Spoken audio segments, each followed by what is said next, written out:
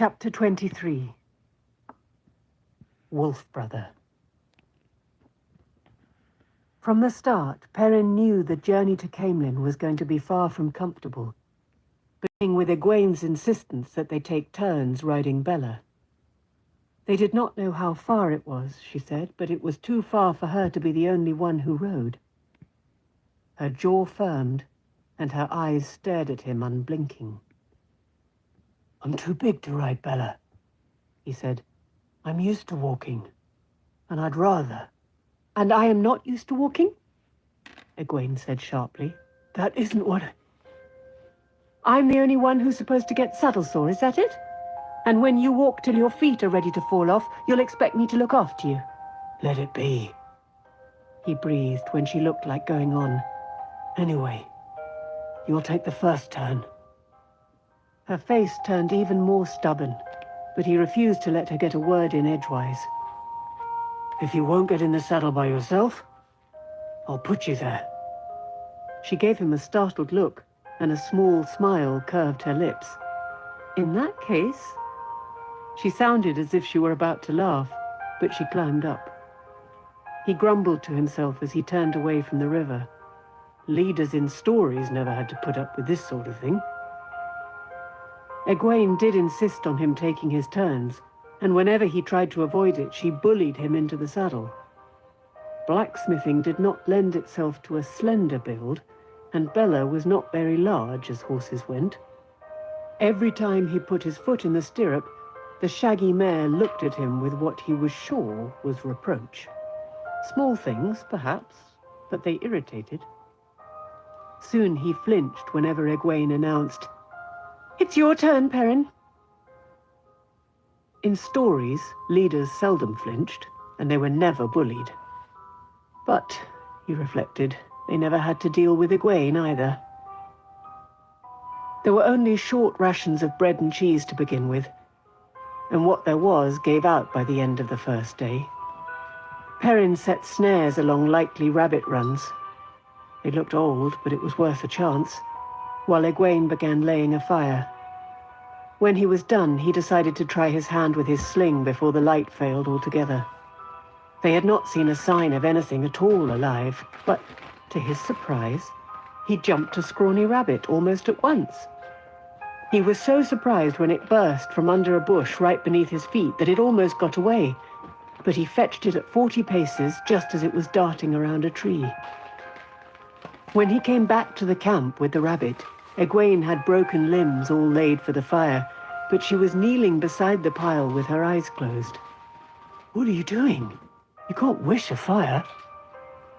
Egwene gave a jump at his first words and twisted around to stare at him with her hand to her throat. You startled me." "I was lucky," he said, holding up the rabbit. "Get your flint and steel. We eat well tonight, at least." "I don't have a flint," she said slowly.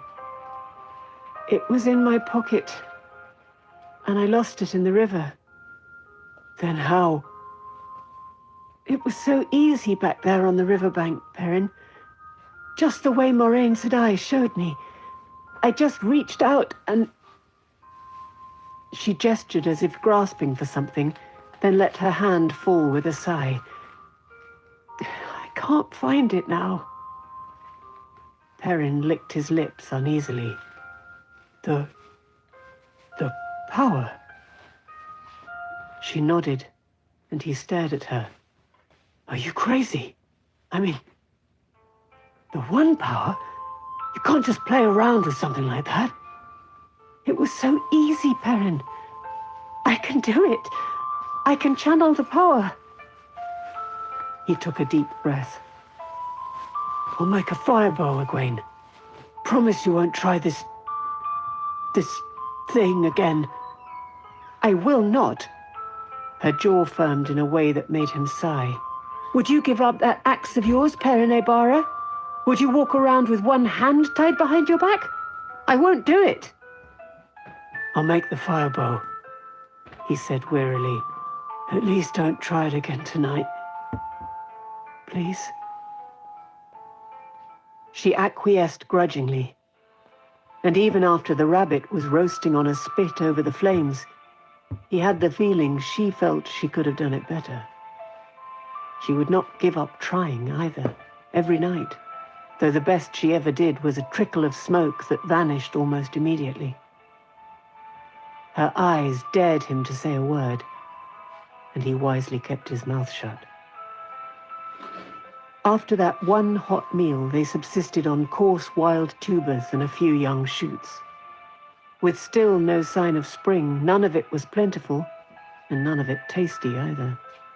Neither complained, but not a meal passed without one or the other sighing regretfully, and they both knew it was for the tang of a bit of cheese, or even the smell of bread.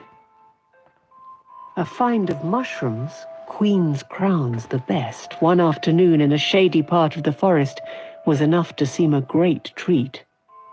They gobbled them down, laughing and telling stories from back in Emmons Field, stories that began, "Do you remember when—" But the mushrooms did not last long, and neither did the laughter. There was little mirth in hunger. Whichever was walking carried a sling, ready to let fly at the sight of a rabbit or squirrel, but the only time either hurled a stone was in frustration. The snares they set so carefully each evening yielded nothing at dawn, and they did not dare stay a day in one place to leave the snares out. Neither of them knew how far it was to Camelin, and neither would feel safe until they got there, if then. Perrin began to wonder if his stomach could shrink enough to make a hole all the way through his middle. They made good time as he saw it, but as they got farther and farther from the Arenelle without seeing a village or even a farmhouse where they could ask directions, his doubts about his own plan grew. Egwene continued to appear outwardly as confident as when they set out, but he was sure that sooner or later she would say it would have been better to risk the Trollocs than to wander around lost for the rest of their lives. She never did, but he kept expecting it. 2 days from the river, the land changed to thickly forested hills, as gripped by the tail end of winter as everywhere else, and a day after that, the hills flattened out again, the dense forest broken by glades, often a mile or more across. Snow still lay in hidden hollows, and the air was brisk of a morning and the wind cold always. Nowhere did they see a road or a ploughed field or a chimney smoke in the distance or any other sign of human habitation, at least none where men still dwelt. Once the remains of tall stone ramparts encircled a hilltop. Parts of roofless stone houses stood inside the fallen circle. The forest had long swallowed it. Trees grew right through everything, and spiderwebs of old creeper enveloped the big stone blocks. Another time they came on a stone tower, broken-topped and brown with old moss, leaning on the huge oak whose thick roots were slowly toppling it.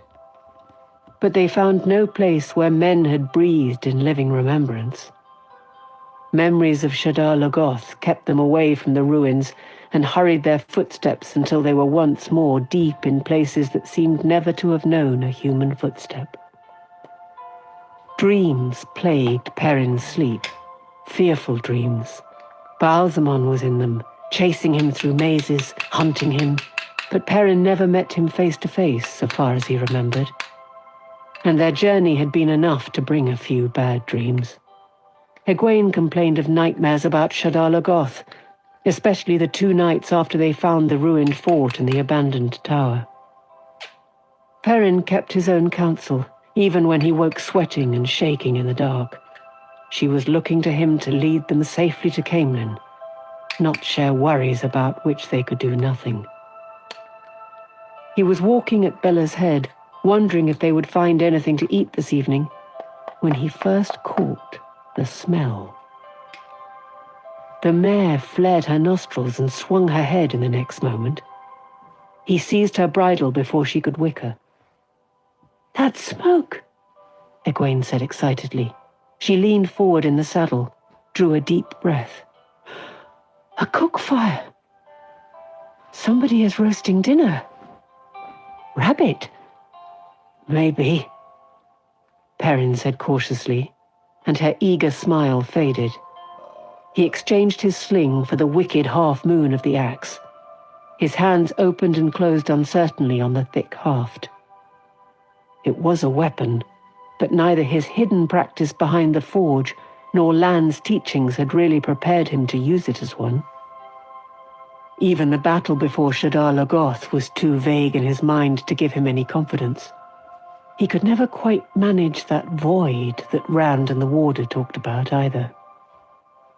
Sunlight slanted through the trees behind them, and the forest was a still mass of dappled shadows. The faint smell of wood smoke drifted around them, tinged with the aroma of cooking meat. It could be rabbit, he thought, and his stomach grumbled. And it could be something else, he reminded himself. He looked at Egwene. She was watching him. There were responsibilities to being leader. Wait here, he said softly. She frowned, but he cut her off as she opened her mouth. And be quiet. We don't know who it is yet. She nodded. Reluctantly, but she did it.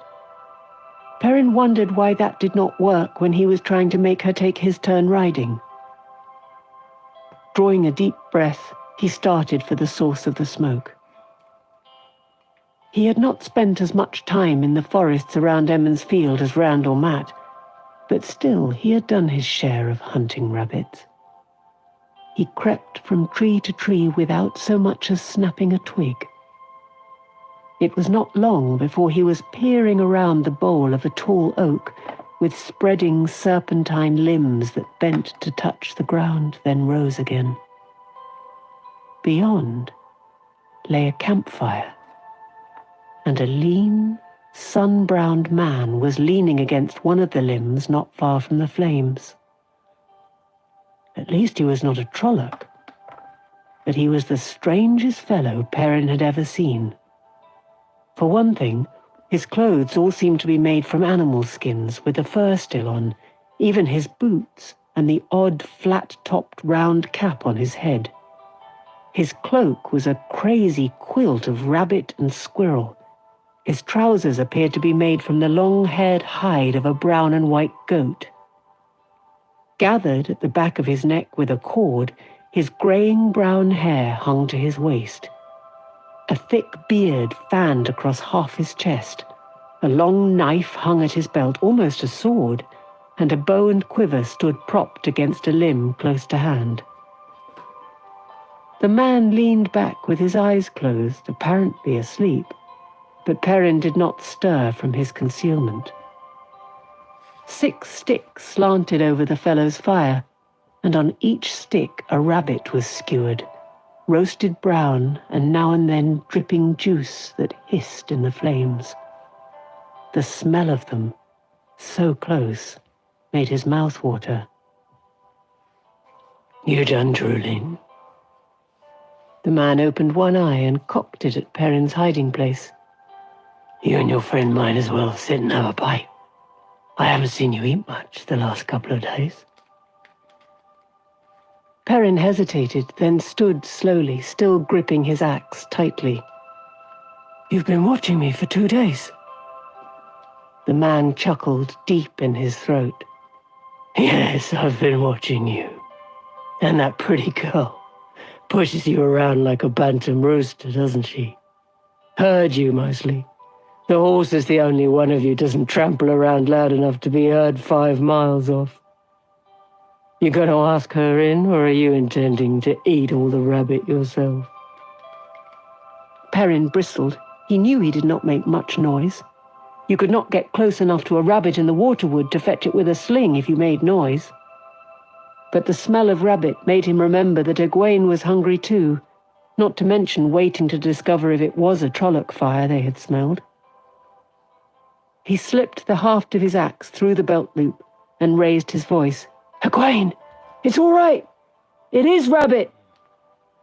Offering his hand, he added in a more normal tone, "My name is Perrin.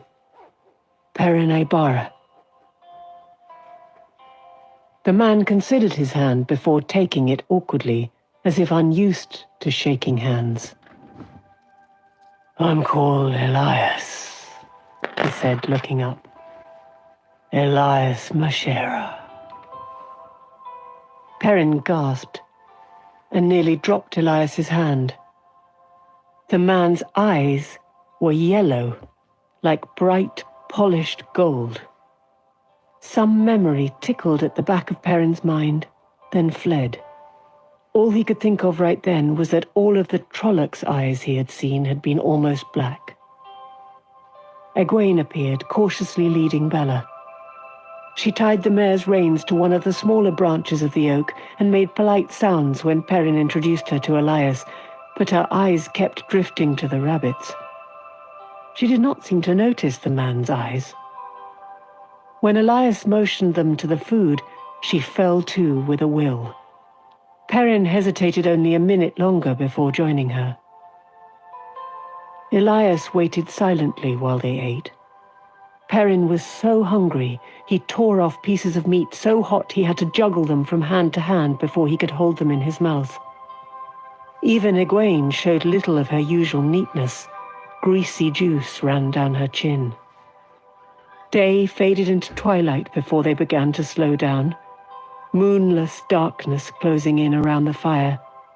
And then Elias spoke. "What are you doing out here? There isn't a house inside 50 miles in any direction." "We're going to Caemlyn," Egwene said. "Perhaps you could—" Her eyebrows lifted coolly as Elias threw back his head and roared with laughter.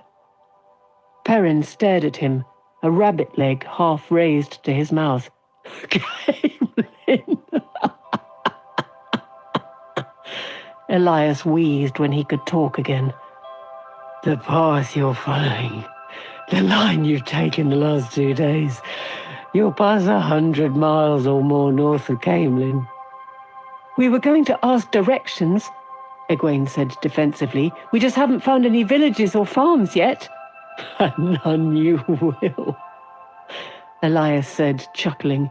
"The way you're going, you can travel all the way to the spine of the world without seeing another human. Of course, if you manage to climb the spine, it can be done some places. You could find people in the Aiel Waste, but you wouldn't like it there. You'd broil by day and freeze by night, and die of thirst any time. It takes an Aielman to find water in the waste, and they don't like strangers much." "No, not much, I'd say." He set off into another, more furious burst of laughter, this time actually rolling on the ground. "No, not much at all," he managed. Perrin shifted uneasily. Are we eating with a madman? Egwene frowned, but she waited until Elias's mirth faded a little, then said, "Perhaps you could show us the way. You seem to know a good deal more about where places are than we do." Elias stopped laughing. Raising his head, he replaced his round fur cap, which had fallen off while he was rolling about, and stared at her from under lowered brows. "I don't much like people," he said in a flat voice. "Cities are full of people. I don't go to villages or even farms very often. Villagers, farmers, they don't like my friends. I wouldn't have even helped you if you hadn't been stumbling around as helpless and innocent as newborn cubs."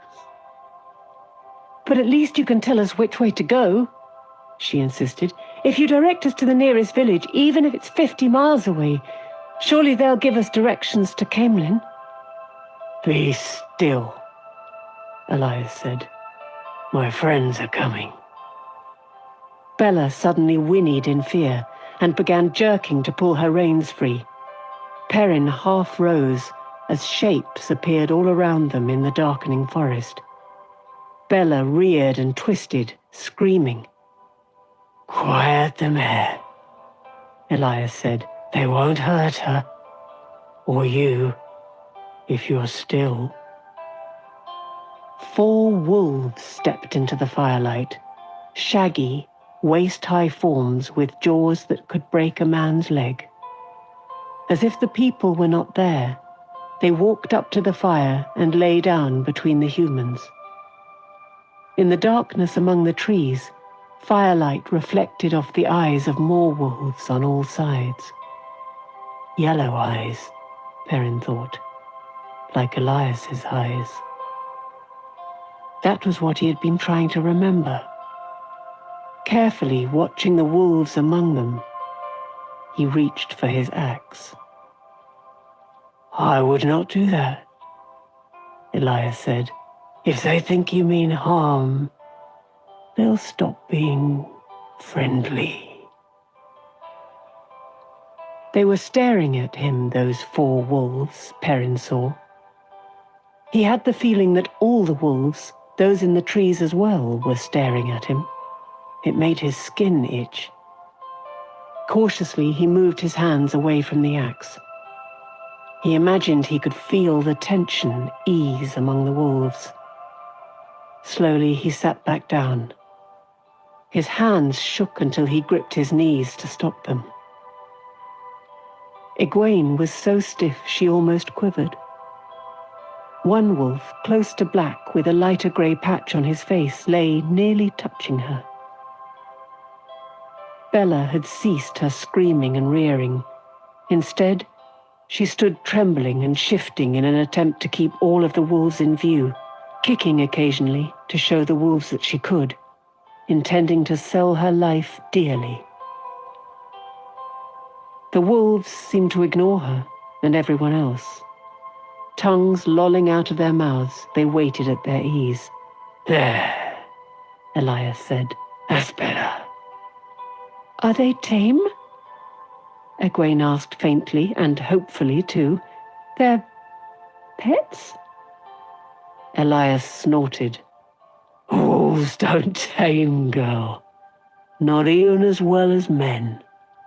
They're my friends. We keep each other company, hunt together, converse, after a fashion just like any friends. Isn't that right, Dapple?" A wolf with fur that faded through a dozen shades of grey, dark and light, turned her head to look at him. "You talk to them?"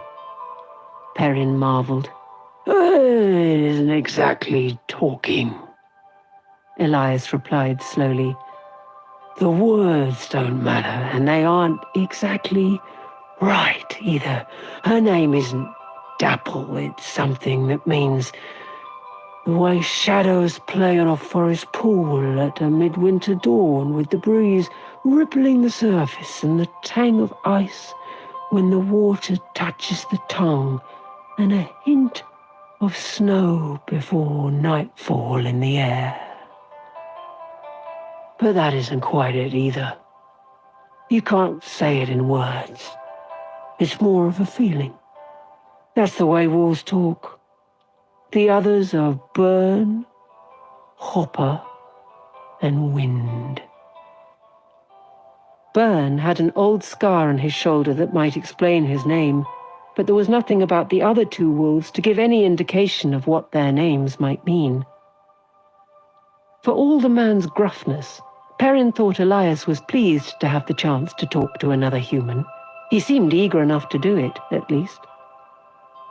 Perrin eyed the wolves' teeth glistening in the firelight and thought it might be a good idea to keep him talking. How did you learn to talk to wolves, Elias?" "They found out," Elias replied. "I didn't, not at first. That's always the way of it, I understand. The wolves find you, not you them. Some people thought me touched by the Dark One because wolves started appearing wherever I went. I suppose I thought so too, sometimes. Most decent folk began to avoid me, and the ones who sought me out weren't the kind I wanted to know, one way or another. Then I noticed there were times when the wolves seemed to know what I was thinking, to respond to what was in my head. That was the real beginning. They were curious about me. Wolves can sense people usually, but not like this. They were glad to find me. They say it's been a long time since they hunted with men, and when they say a long time, the feeling I get is like a cold wind howling all the way down from the first day. I never heard of men hunting with wolves, Egwene said. Her voice was not entirely steady, but the fact that the wolves were just lying there seemed to give her heart. If Elias heard her, he gave no sign. Wolves remember things differently from the way people do, he said. His strange eyes took on a faraway look, as if he were drifting off on the flow of memory himself. Every wolf remembers the history of all wolves, or at least the shape of it. Like I said, it can't be put into words very well. They remember running down prey side by side with men, but it was so long ago that it's more like the shadow of a shadow than a memory. That's very interesting, Egwene said, and Elias looked at her sharply. No, I mean, it is. She wet her lips. Could you teach us to talk to them?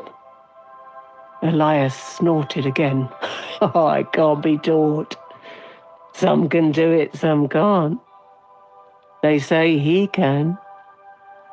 He pointed at Perrin. Perrin looked at Elias's finger as if it were a knife. He really is a madman. The wolves were staring at him again. He shifted uncomfortably. You say you're going to Caemlyn, Elias said, but that still doesn't explain what you're doing out here, days from anywhere. He tossed back his fur-patched cloak and lay down on his side, propped on one elbow and waiting expectantly. Perrin glanced at Egwene. Early on, they had concocted a story for when they found people to explain where they were going without bringing them any trouble. Without letting anyone know where they were really from or where they were really going eventually. Who knew what careless word might reach a Fade's ear?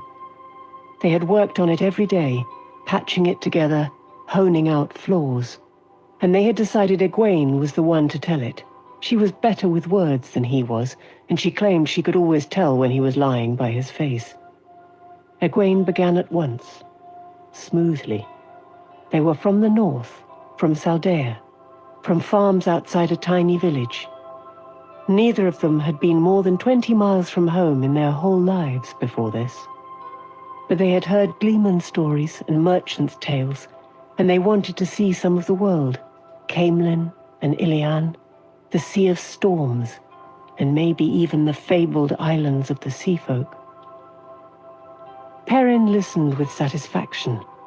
Not even Tom Merrilin could have made a better tale from the little they knew of the world outside the two rivers, or one better suited to their needs. From Saldea, eh? Elias said when she was done. Perrin nodded. That's right. We thought about seeing Maradon first.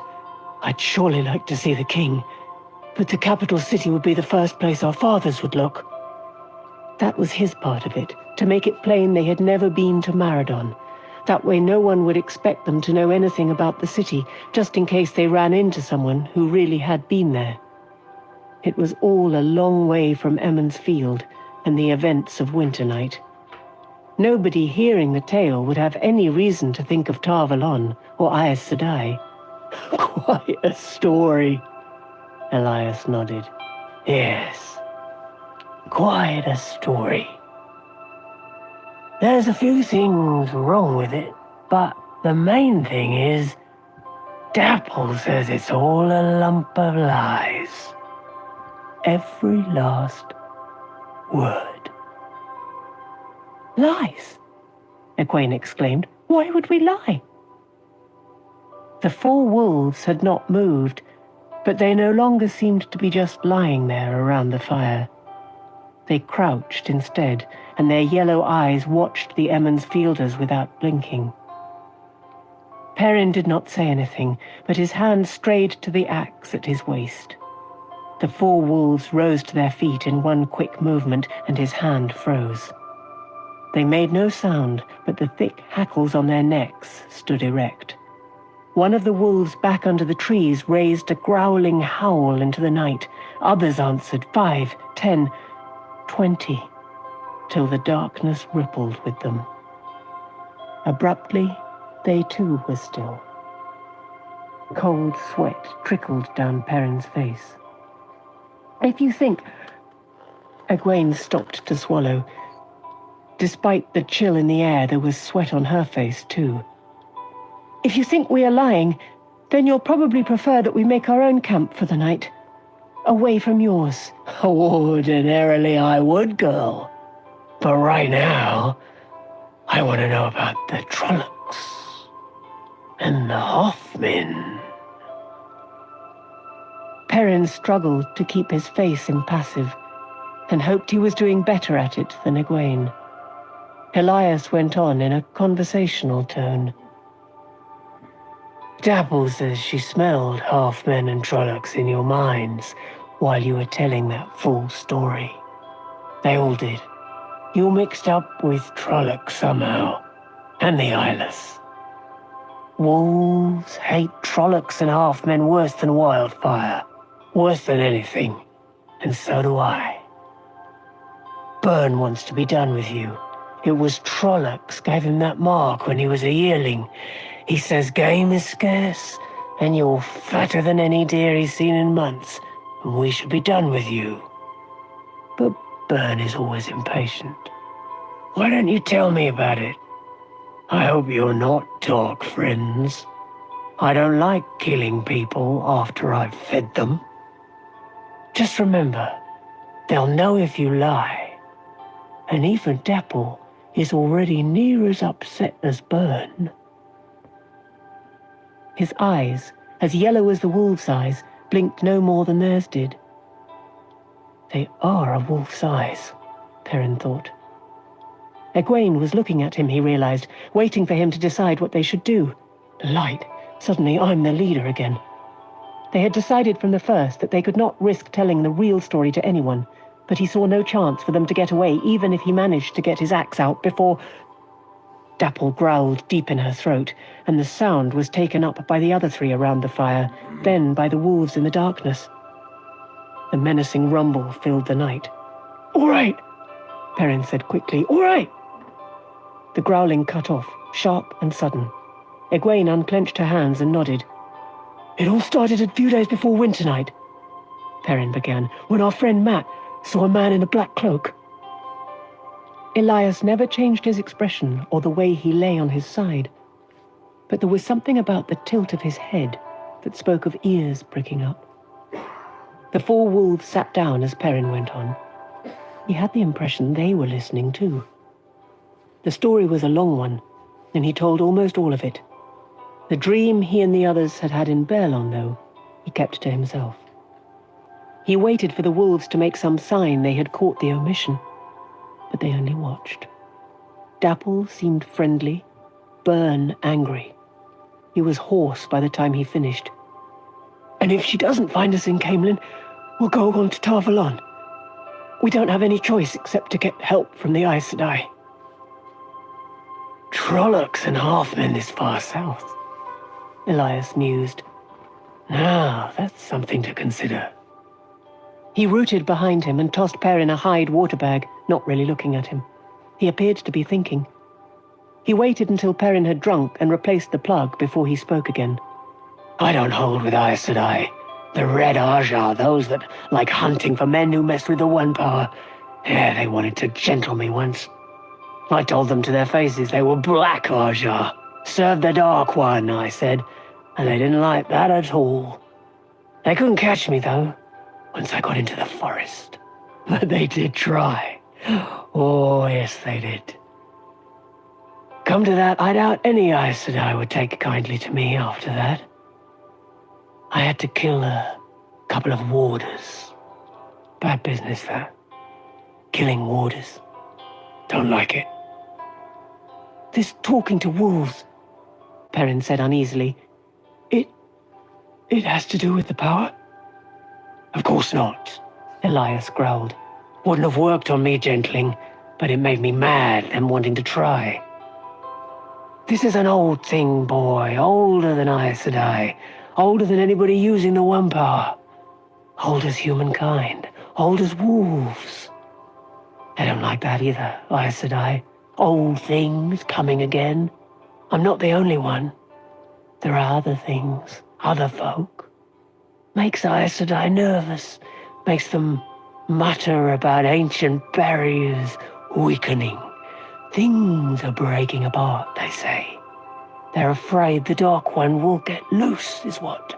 You'd think I was to blame, the way some of them looked at me. Yeah, Red Aja anyway, but some others too. The Amelin seat. I keep clear of them mostly, and clear of friends of Aes Sedai as well. You will too, if you're smart. I like nothing better than to stay away from Aes Sedai, Perrin said. Egwene gave him a sharp look. He hoped she would not burst out that she wanted to be an Aes Sedai. But she said nothing, though her mouth tightened, and Perrin went on. It isn't as if we have a choice. We've had Trollocs chasing us, and Fades, and Drakar. Everything but Dark Friends. We can't hide, and we can't fight back alone. So who is going to help us? Who else is strong enough except Aes Sedai? Elias was silent for a time, looking at the wolves, most often at Dapple or Byrne. Perrin shifted nervously and tried not to watch. When he watched, he had the feeling that he could almost hear what Elias and the wolves were saying to one another. Even if it had nothing to do with the power, he wanted no part of it. He had to be making some crazy joke. I can't talk to wolves. One of the wolves, Hopper, he thought, looked at him and seemed to grin. He wondered how he had put a name to him. You could stay with me, Elias said finally. With us. Egwene's eyebrows shot up, and Perrin's mouth dropped open. Well, what could be safer? Elias challenged. Trollocs will take any chance they get to kill a wolf by itself, but they'll go miles out of their way to avoid a pack. And you won't have to worry about Aes Sedai either. They don't often come into these woods. I don't know. Perrin avoided looking at the wolves to either side of him. One was Dapple, and he could feel her eyes on him. For one thing, it isn't just the Trollocs. Elias chuckled coldly. I've seen a pack pull down one of the Eyeless, too. Lost half the pack, but they wouldn't give up once they had it sent. Trollocs, Myrddraal, it's all one to the wolves. It's you they really want, boy.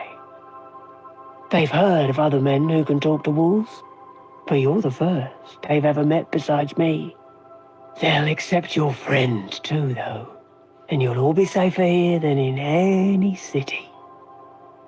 There's dark friends in cities. Listen, Perrin said urgently. I wish you'd stop saying that. I can't do that, what you do. What you're saying. As you wish, boy. Play the goat if you've a mind to. Don't you want to be safe? I'm not deceiving myself. There's nothing to deceive myself about.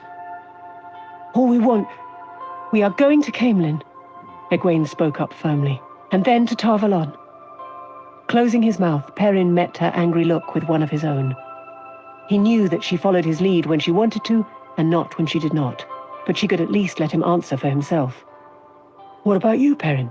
He said, and answered himself. Me? Well, let me think. Yes, I think I'll go on.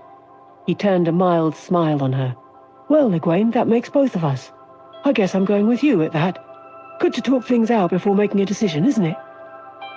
She blushed, but the set of her jaw never lessened. Elias grunted. Dapple said that's what you decide. She said the girl's planted firmly in the human world, while you, he nodded at Perrin, stand halfway between. Under the circumstances, I suppose. We better go south with you. Otherwise you'll probably starve to death, or get lost, or Abruptly, Byrne stood up, and Elias turned his head to regard the big wolf. After a moment, Dapple rose too. She moved closer to Elias so that she also was meeting Byrne's stare. The tableau was frozen for long minutes, then Byrne whirled and vanished into the night. Dapple shook herself, then resumed her place, flopping down as if nothing had happened. Elias met Perrin's questioning eyes. Dapple runs this pack, he explained. Some of the males could best her if they challenged, but she's smarter than any of them and they all know it. She's saved the pack more than once, but Byrne thinks the pack is wasting time with you three. Hating Trollocs is about all there is to him, and if there are Trollocs this far south, he wants to be off killing them. We quite understand, Egwene said, sounding relieved. We really can find our own way, with some directions, of course, if you'll give them. Elias waved a hand. I said Dapple leads this pack, didn't I? In the morning, I'll start south with you, and so will they. Egwene looked as if that was not the best news she could have heard. Perrin sat wrapped in his own silence. He could feel Byrne leaving. And the scarred male was not the only one. A dozen others, all young males, loped after him.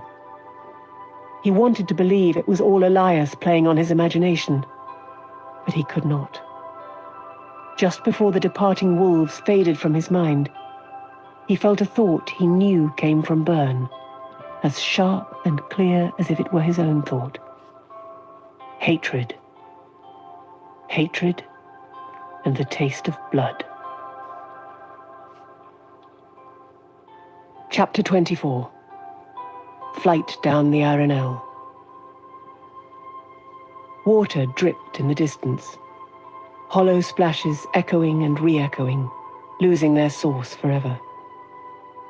There were stone bridges and railless ramps everywhere, all sprouting off from broad, flat-topped stone spires, all polished and smooth and streaked with red and gold.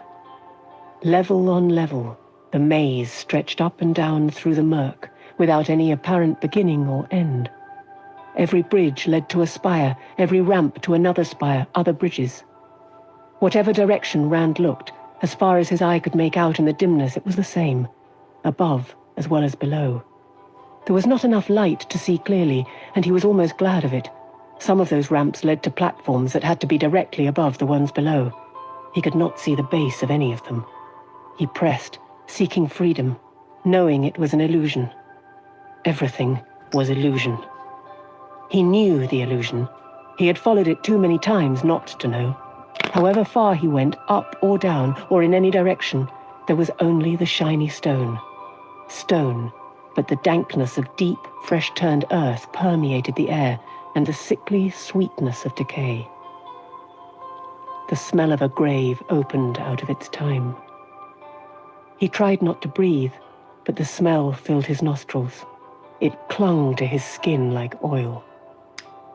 A flicker of motion caught his eye, and he froze where he was, half crouched against the polished guard wall around one of the spire tops. It was no hiding place. From 1,000 places a watcher could have seen him. Shadow filled the air, but there were no deeper shadows in which to hide. The light did not come from lamps or lanterns or torches. It was simply there, such as it was, as if it seeped out of the air. Enough by which to see, after a fashion. Enough by which to be seen. But stillness gave a little protection. The movement came again, and now it was clear. A man striding up a distant ramp, careless of the lack of railings and the drop to nothing below. The man's cloak rippled with his stately haste, and his head turned, searching. The distance was too far for Rand to see more than the shape in the murk, but he did not need to be closer to know the cloak was the red of fresh blood, and the searching eyes blazed like two furnaces.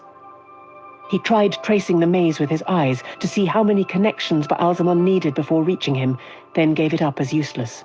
Distances were deceiving here, another lesson he had learned. What seemed far away might be reached by turning a corner. What appeared close could be out of reach altogether. The only thing to do, as it had been from the beginning, was to keep moving. Keep moving and not think. Thinking was dangerous, he knew. Yet as he turned away from Baalzamon's distant form, he could not help wondering about Matt. Was Matt somewhere in this maze? Or are there two mazes, two Baalzamons? His mind skittered away from that. It was too dreadful to dwell on. Is this like Perlon? Then why can't he find me? That was a little better. A small comfort. Comfort? Blood and ashes, where's the comfort in it? There had been 2 or 3 close brushes, though he could not remember them clearly. But for a long, long time... How long? He had run while Baalzamon vainly pursued. Was this like Perlon? Or was it only a nightmare? Only a dream like other men's dreams? For an instant then, just for the length of time it took to take a breath, he knew why it was dangerous to think, what it was dangerous to think about. As it had before, every time he allowed himself to think of what surrounded him as a dream, the air shimmered, clouding his eyes. It turned to gel, holding him, just for an instant. The gritty heat prickled his skin, and his throat had long since gone dry as he trotted down the thorn hedge maze. How long had it been now? His sweat evaporated before it had a chance to bead, and his eyes burned. Overhead, and not too far overhead at that, boiled furious, steely clouds streaked with black, but not a breath of air stirred in the maze. For a moment he thought it had been different, but the thought evaporated in the heat. He had been here a long time. It was dangerous to think. He knew that. Smooth stones, pale and rounded, made a sketchy pavement, half buried in the bone-dry dust that rose in puffs at even his lightest step. It tickled his nose, threatening a sneeze that might give him away. When he tried to breathe through his mouth, dust clogged his throat until he choked. This was a dangerous place. He knew that, too. Ahead of him, he could see 3 openings in the high wall of thorns, then the way curved out of sight. Baalzamon could be approaching any one of those corners at that very moment. There had been 2 or 3 encounters already, though he could not remember much beyond that they had happened and he had escaped. Somehow. Dangerous to think too much. Panting in the heat, he stopped to examine the maze wall. Thickly woven thorn bushes, brown and dead-looking, with cruel black thorns like inch-long hooks.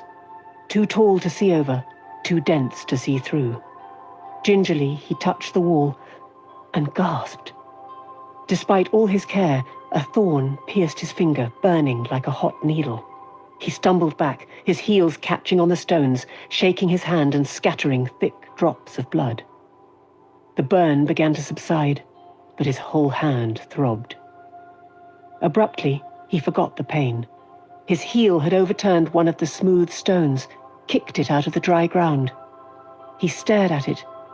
An empty eye socket stared back. A skull. A human skull. He looked along the pathway at all the smooth, pale stones, all exactly alike. He shifted his feet hastily, but he could not move without walking on them, and he could not stay still without standing on them. A stray thought took vague shape, that things might not be what they seemed, but he pushed it down ruthlessly. Thinking was dangerous here. He took a shaky hold on himself.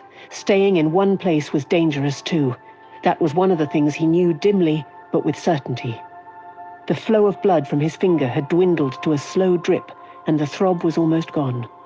Sucking his fingertip, he started down the path in the direction he happened to be facing. One way was as good as another in here. Now, he remembered hearing once that you could get out of a maze by always turning in the same direction.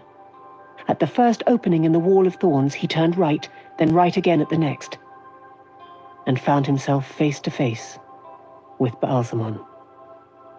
Surprise flitted across Baalzamon's face, and his blood-red cloak settled as he stopped short. Flames soared in his eyes, but in the heat of the maze, Rand barely felt them. How long do you think you can evade me, boy? How long do you think you can evade your fate? You are mine. Stumbling back, Rand wondered why he was fumbling at his belt, as if for a sword. Light, help me, he muttered. Light, help me. He could not remember what it meant. The light will not help you, boy, and the eye of the world will not serve you. You are my hound, and if you will not course at my command, I will strangle you with the corpse of the great serpent. Baalzamon stretched out his hand, and suddenly Rand knew a way to escape, a misty, half-formed memory that screamed danger, but nothing to the danger of being touched by the Dark One. A dream!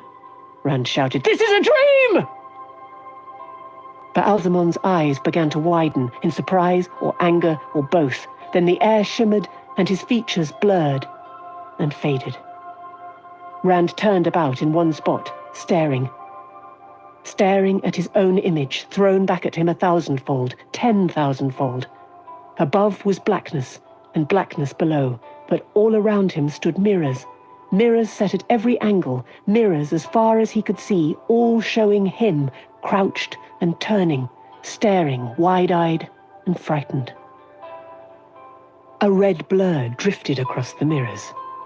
He spun, trying to catch it, but in every mirror it drifted behind his own image and vanished. Then it was back again, but not as a blur. Baalzamon strode across the mirrors, 10,000 Baalzamons, searching, crossing and recrossing the silvery mirrors. He found himself staring at the reflection of his own face, pale and shivering in the knife-edge cold. Baalzamon's image grew behind his, staring at him, not seeing, but staring still. In every mirror, the flames of Baalzamon's face raged behind him, enveloping, consuming, merging. He wanted to scream, but his throat was frozen. There was only one face in those endless mirrors. His own face.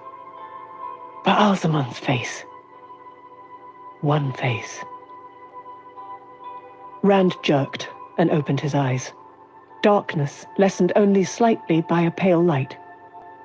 Barely breathing, he moved nothing except his eyes.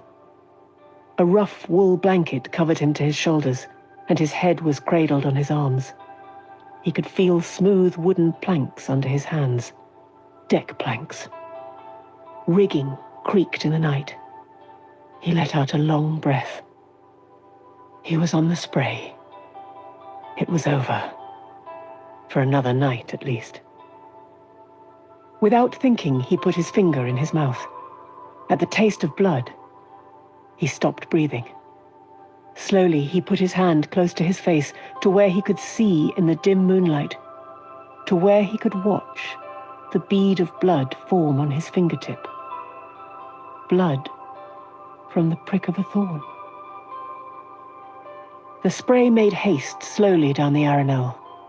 The wind came strong, but from directions that made the sails useless. With all Captain Domon's demand for speed, the vessel crept along. By night, a man in the bows cast a tallowed lead by lantern light, calling back the depth to the steersman, while the current carried her down river against the wind with the sweeps pulled in.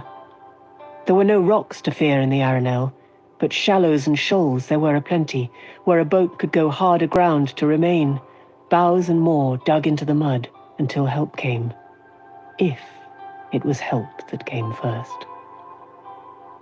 By day, the sweeps worked from sunrise to sunset, but the wind fought them as if it wanted to push the boat back upriver. They did not put into shore, neither by day nor by night. Baal Domon drove boat and crew alike hard, railing at the contrary winds, cursing the slow pace. He blistered the crew for sluggards at the oars and flayed them with his tongue for every mishandled line, his low, hard voice painting Trollocs 10 feet tall among them on the deck, ripping out their throats. For 2 days, that was enough to send every man leaping. Then the shock of the Trolloc attack began to fade, and men began to mutter about an hour to stretch their legs ashore, and about the dangers of running down river in the dark. The crew kept their grumbles quiet, watching out of the corners of their eyes to make sure Captain Domon was not close enough to hear, but he seemed to hear everything said on his boat. Each time the grumblings began, he silently brought out the long, scythe-like sword and cruelly hooked axe that had been found on the deck after the attack. He would hang them on the mast for an hour, and those who had been wounded would finger their bandages, and the mutterings quieted for a day or so at least, until one or another of the crew began thinking once more that surely they had left the Trollocs far behind by now, and the cycle began yet again. Rand noticed that Tom Merrilin stayed clear of the crew when they began whispering together and frowning, though usually he was slapping backs and telling jokes and exchanging banter in a way that put a grin on even the hardest working man. Tom watched those secretive mutters with a wary eye, while appearing to be absorbed in lighting his long-stemmed pipe or tuning his harp, or almost anything except paying any mind at all to the crew. Rand did not understand why. It was not the three who had come aboard chased by Trollocs whom the crew seemed to blame, but rather Florin Gelb. For the first day or two, Gelb's wiry figure could almost always be found addressing any crewman he could corner, telling his version of the night Rand and the others came on board. Gelb's manner slid from bluster to whines and back again, and his lip always curled when he pointed to Tom or Matt, or especially Rand, trying to lay the blame on them. "They're strangers," Gelb pleaded, quietly and with an eye out for the captain. "What do we know of them? The Trollocs came with them, that's what we know. They're in league." "Fortune Gelb, stow it," growled a man with his hair in a pigtail and a small blue star tattooed on his cheek. He did not look at Gelb as he coiled a line on deck, working it in with his bare toes. All the sailors went barefoot, despite the cold. Boots could slip on a wet deck. "You'd call your mother, dark friend, if it'd let you slack. Get away from me!" He spat on Gelb's foot and went back to the line. All the crew remembered the watch Gelb had not kept, and the pig-tailed man's was the politest response he got. No one even wanted to work with him. Gelb found himself relegated to solitary tasks, all of them filthy, such as scrubbing the galley's greasy pots or crawling into the bilges on his belly to search for leaks among years of slime. Soon, he stopped talking to anyone. His shoulders took on a defensive hunch. An injured silence became his stance. The more people watching, the more injured, though it earned him no more than a grunt. When Gelb's eyes fell on Rand, however, or on Matt or Tom, murder flashed across his long-nosed face. When Rand mentioned to Matt that Gelb would cause them trouble sooner or later, Matt looked around the boat, saying, "Can we trust any of them? Any at all?" Then he went off to find a place where he could be alone, or as alone as he could get on a boat less than 30 paces from its raised bow to the stern post where the steering oars were mounted. Matt had spent too much time alone since the night at Shadar Logoth. Brooding, as Rand saw it. Tom said, "Trouble won't come from Gelb, boy, if it comes. Not yet, at least. None of the crew will back him, and he hasn't the nerve to try anything alone. But the others, now... Doman almost seems to think the Trollocs are chasing him, personally. But the rest are beginning to think the danger is past. They might just decide they have had enough. They're on the edge of it as it is." He hitched his patch-covered cloak, and Rand had the feeling he was checking his hidden knives, his second best set. "If they mutiny, boy, they won't leave passengers behind to tell the tale. The Queen's writ might not have much force this far from Caemlyn, but even a village mayor will do something about that." That was when Rand, too, began trying not to be noticed when he watched the crewmen. Tom did his part in diverting the crew from thoughts of mutiny. He told stories with all the flourishes every morning and every night, and in between he played any song they requested. To support the notion that Rand and Matt wanted to be apprentice gleemen, he set aside a time each day for lessons, and that was an entertainment for the crew as well. He would not let either of them touch his harp, of course, and their sessions with the flute produced pained winces, in the beginning at least, and laughter from the crew even while they were covering their ears. He taught the boys some of the easier stories, a little simple tumbling, and of course, juggling. Matt complained about what Tom demanded of them, but Tom blew out his moustaches and glared right back. "I don't know how to play at teaching, boy. I either teach a thing or I don't. Now, even a country bumpkin ought to be able to do a simple handstand. Up you go." Crewmen who were not working always gathered, squatting in a circle around the three. Some even tried their hand at the lessons Tom taught, laughing at their own fumblings. Gelb stood alone and watched it all darkly, hating them all. A good part of each day Rand spent leaning on the railing, staring at the shore. It was not that he really expected to see Egwene or any of the others suddenly appear on the riverbank, but the boat travelled so slowly that he sometimes hoped for it. They could catch up without riding too hard. If they had escaped. If they were still alive. The river rolled on without any sign of life, nor any boat to be seen except the spray.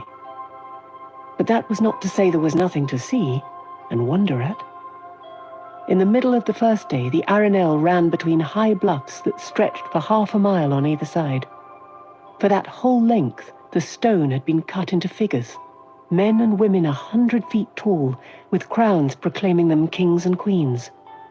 No two were alike in that royal procession, and long years separated the first from the last.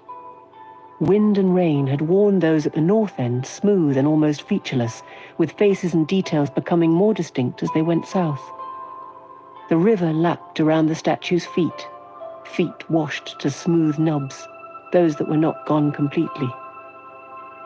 How long have they stood there? Rand wondered. How long for the river to wear away so much stone? None of the crew so much as looked up from their work. They had seen the ancient carvings so many times before. Another time, when the eastward shore had become flat grassland again, broken only occasionally by thickets, the sun glinted off something in the distance. What can that be? Rand wondered aloud. It looks like metal. Captain Doman was walking by, and he paused, squinting toward the glint. "It do be metal," he said. His words still ran together, but Rand had come to understand without having to puzzle it out. "A tower of metal. I have seen it close up, and I know. River traders use it as a marker. We be 10 days from Whitebridge at the rate we go." "A metal tower," Rand said, and Matt, sitting cross-legged with his back against a barrel, roused from his brooding to listen. The captain nodded. "Aye, shining steel by the look and feel of it, but no a spot of rust. 200 feet high it be, as big around as a house, with no a mark on it, and never an opening to be found." "I bet there's treasure inside," Matt said. He stood up and stared toward the far tower as the river carried the spray beyond it. A thing like that must have been made to protect something valuable. "Mayhap, lad," the captain rumbled. "There be stranger things in the world than this, though.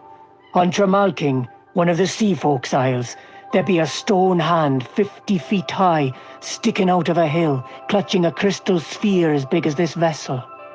There be treasure under that hill if there be treasure anywhere. But the island people want no part of digging there, and the sea folk care for naught but sailing their ships and searching for the Coromor, their chosen one." "I dig," Matt said. "How far is this Tremalking?" A clump of trees slid in front of the shining tower, but he stared as if he could see it yet. Captain Domon shook his head. "No, lad, it no be the treasure that makes for seeing the world. If you find yourself a fistful of gold, or some dead king's jewels, all well and good. But it be the strangeness, you see, that pulls you to the next horizon.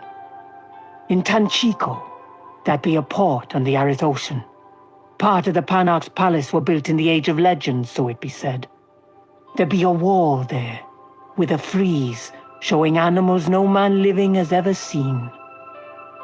"Any child can draw an animal nobody's ever seen," Rand said, and the captain chuckled. "Aye, lad, so they can. But can a child make the bones of those animals? In Tanchico they have them, all fastened together like the animal was. They stand in a part of the Panarch's palace where any can enter and see. The breaking left 1,000 wonders behind, and there been 6 empires or more since, some rivaling Arta Hawkwing's, every one leaving things to see and find. Light sticks and razor lace and heartstone. A crystal lattice covering an island, and it hums when the moon is up. A mountain hollowed into a bowl, and in its center, a silver spike 100 spans high, and any who comes within a mile of it dies. Rusted ruins and broken bits, and things found on the bottom of the sea. Things not even the oldest books know the meaning of. I've gathered a few myself. Things you never dreamed of, in more places than you can see in 10 lifetimes. That be the strangeness that will draw you on. We used to dig up bones in the sandhills, Rand said slowly. Strange bones. There was a part of a fish, I think it was a fish, as big as this boat once. Some said it was bad luck digging in the hills. The captain eyed him shrewdly. You thinking about home already, lad? And you just set out in the world. The world will put a hook in your mouth. You'll set off chasing the sunset, you wait and see. And if you ever go back, your village will no be big enough to hold you. No? He gave a start. How long had it been since he had thought of home, of Emond's Field? And what of Tam? It had to be days. It felt like months. I will go home one day, when I can. I'll raise sheep like my father, and if I never leave again, it will be too soon. Isn't that right, Matt? As soon as we can, we're going home, and forget all this even exists. With a visible effort, Matt pulled away from staring upriver after the vanished tower. What? Oh, yes, of course, we'll go home. Of course. As he turned to go, Rand heard him muttering under his breath. I bet he just doesn't want anybody else going after the treasure. He did not seem to realize he had spoken aloud. 4 days into their trip downriver found Rand atop the mast, sitting on the blunt end with his legs wrapped in the stays. The spray rolled gently on the river, but 50 feet above the water, that easy roll made the top of the mast sway back and forth through wide arcs.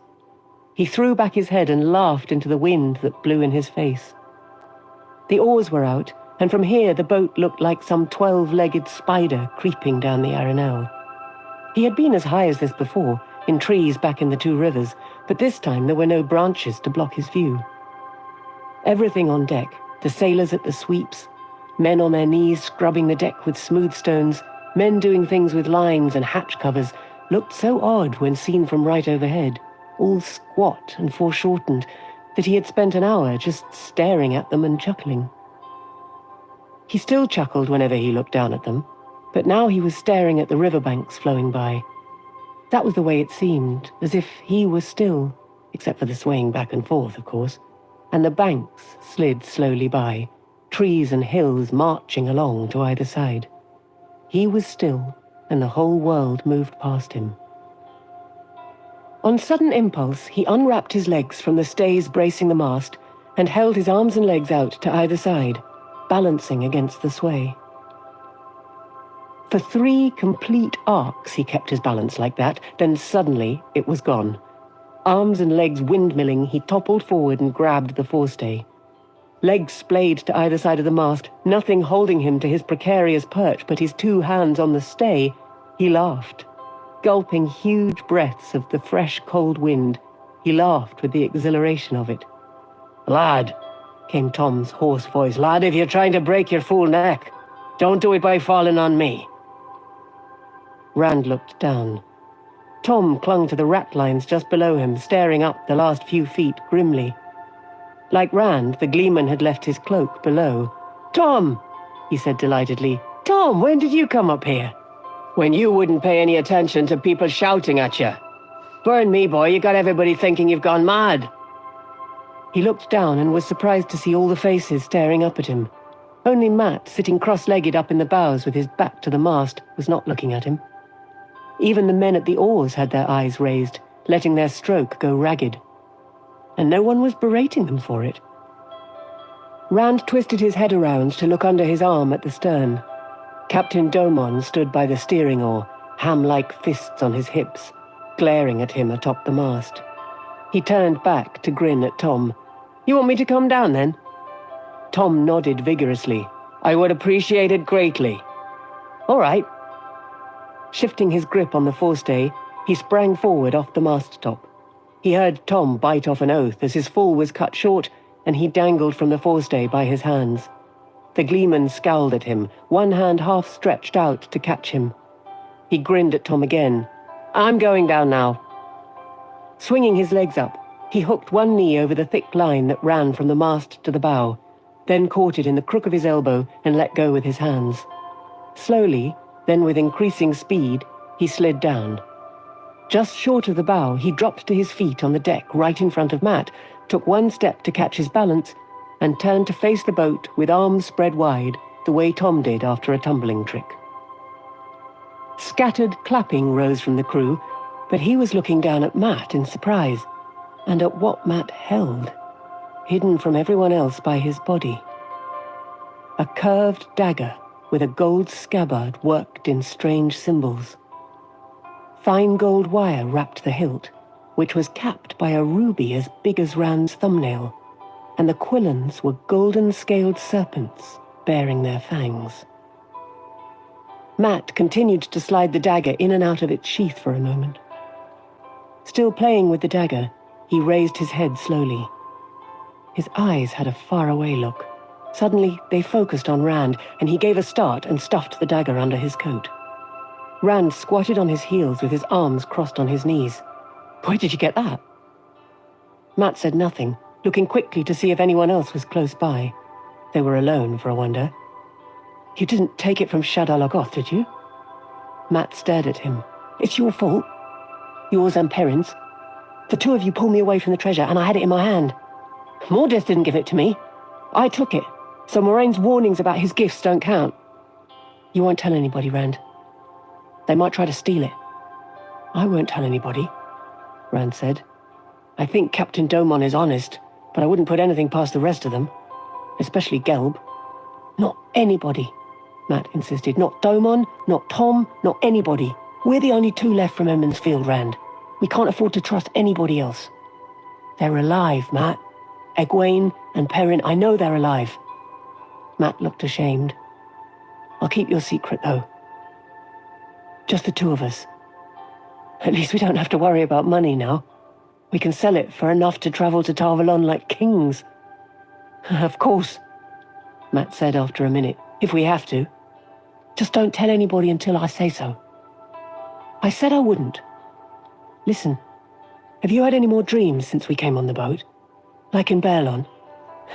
This is the first chance I've had to ask without 6 people listening." Matt turned his head away, giving him a sidelong look. "Maybe." "What do you mean, maybe? Either you have or you haven't." All right. I have. I don't want to talk about it. I don't even want to think about it. It doesn't do any good." Before either of them could say more, Tom came striding up the deck, his cloak over his arm. The wind whipped his white hair about, and his long moustaches seemed to bristle.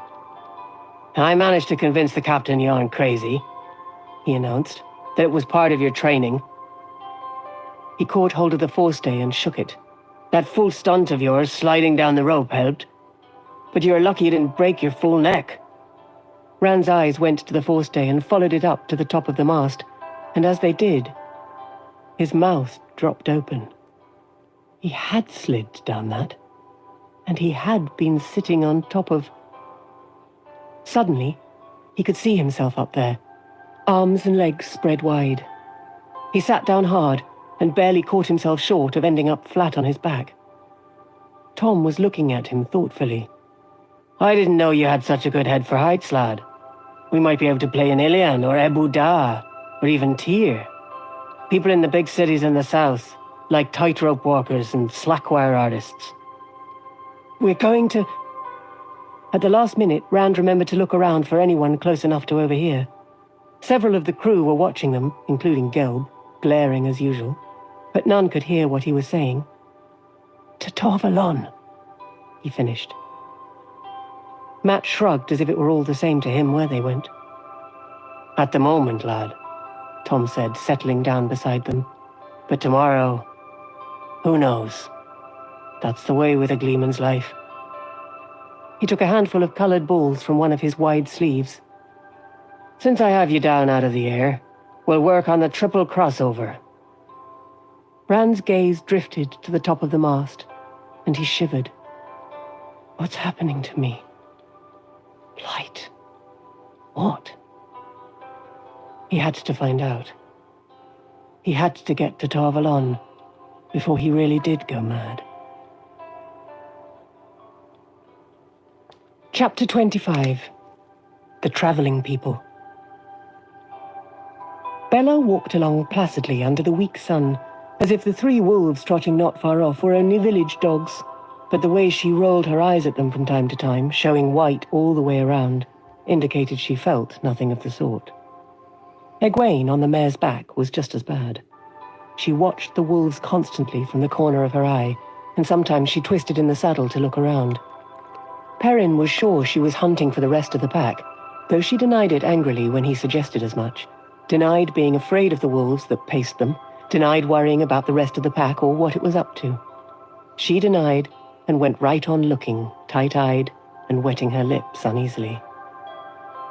The rest of the pack was far distant. He could have told her that. What good, even if she believed me? Especially if she did. He was of no mind to open that basket of snakes until he had to. He did not want to think about how he knew. The fur-clad man loped ahead of them, sometimes looking almost like a wolf himself, and he never looked around when Dapple, Hopper, and Wind appeared.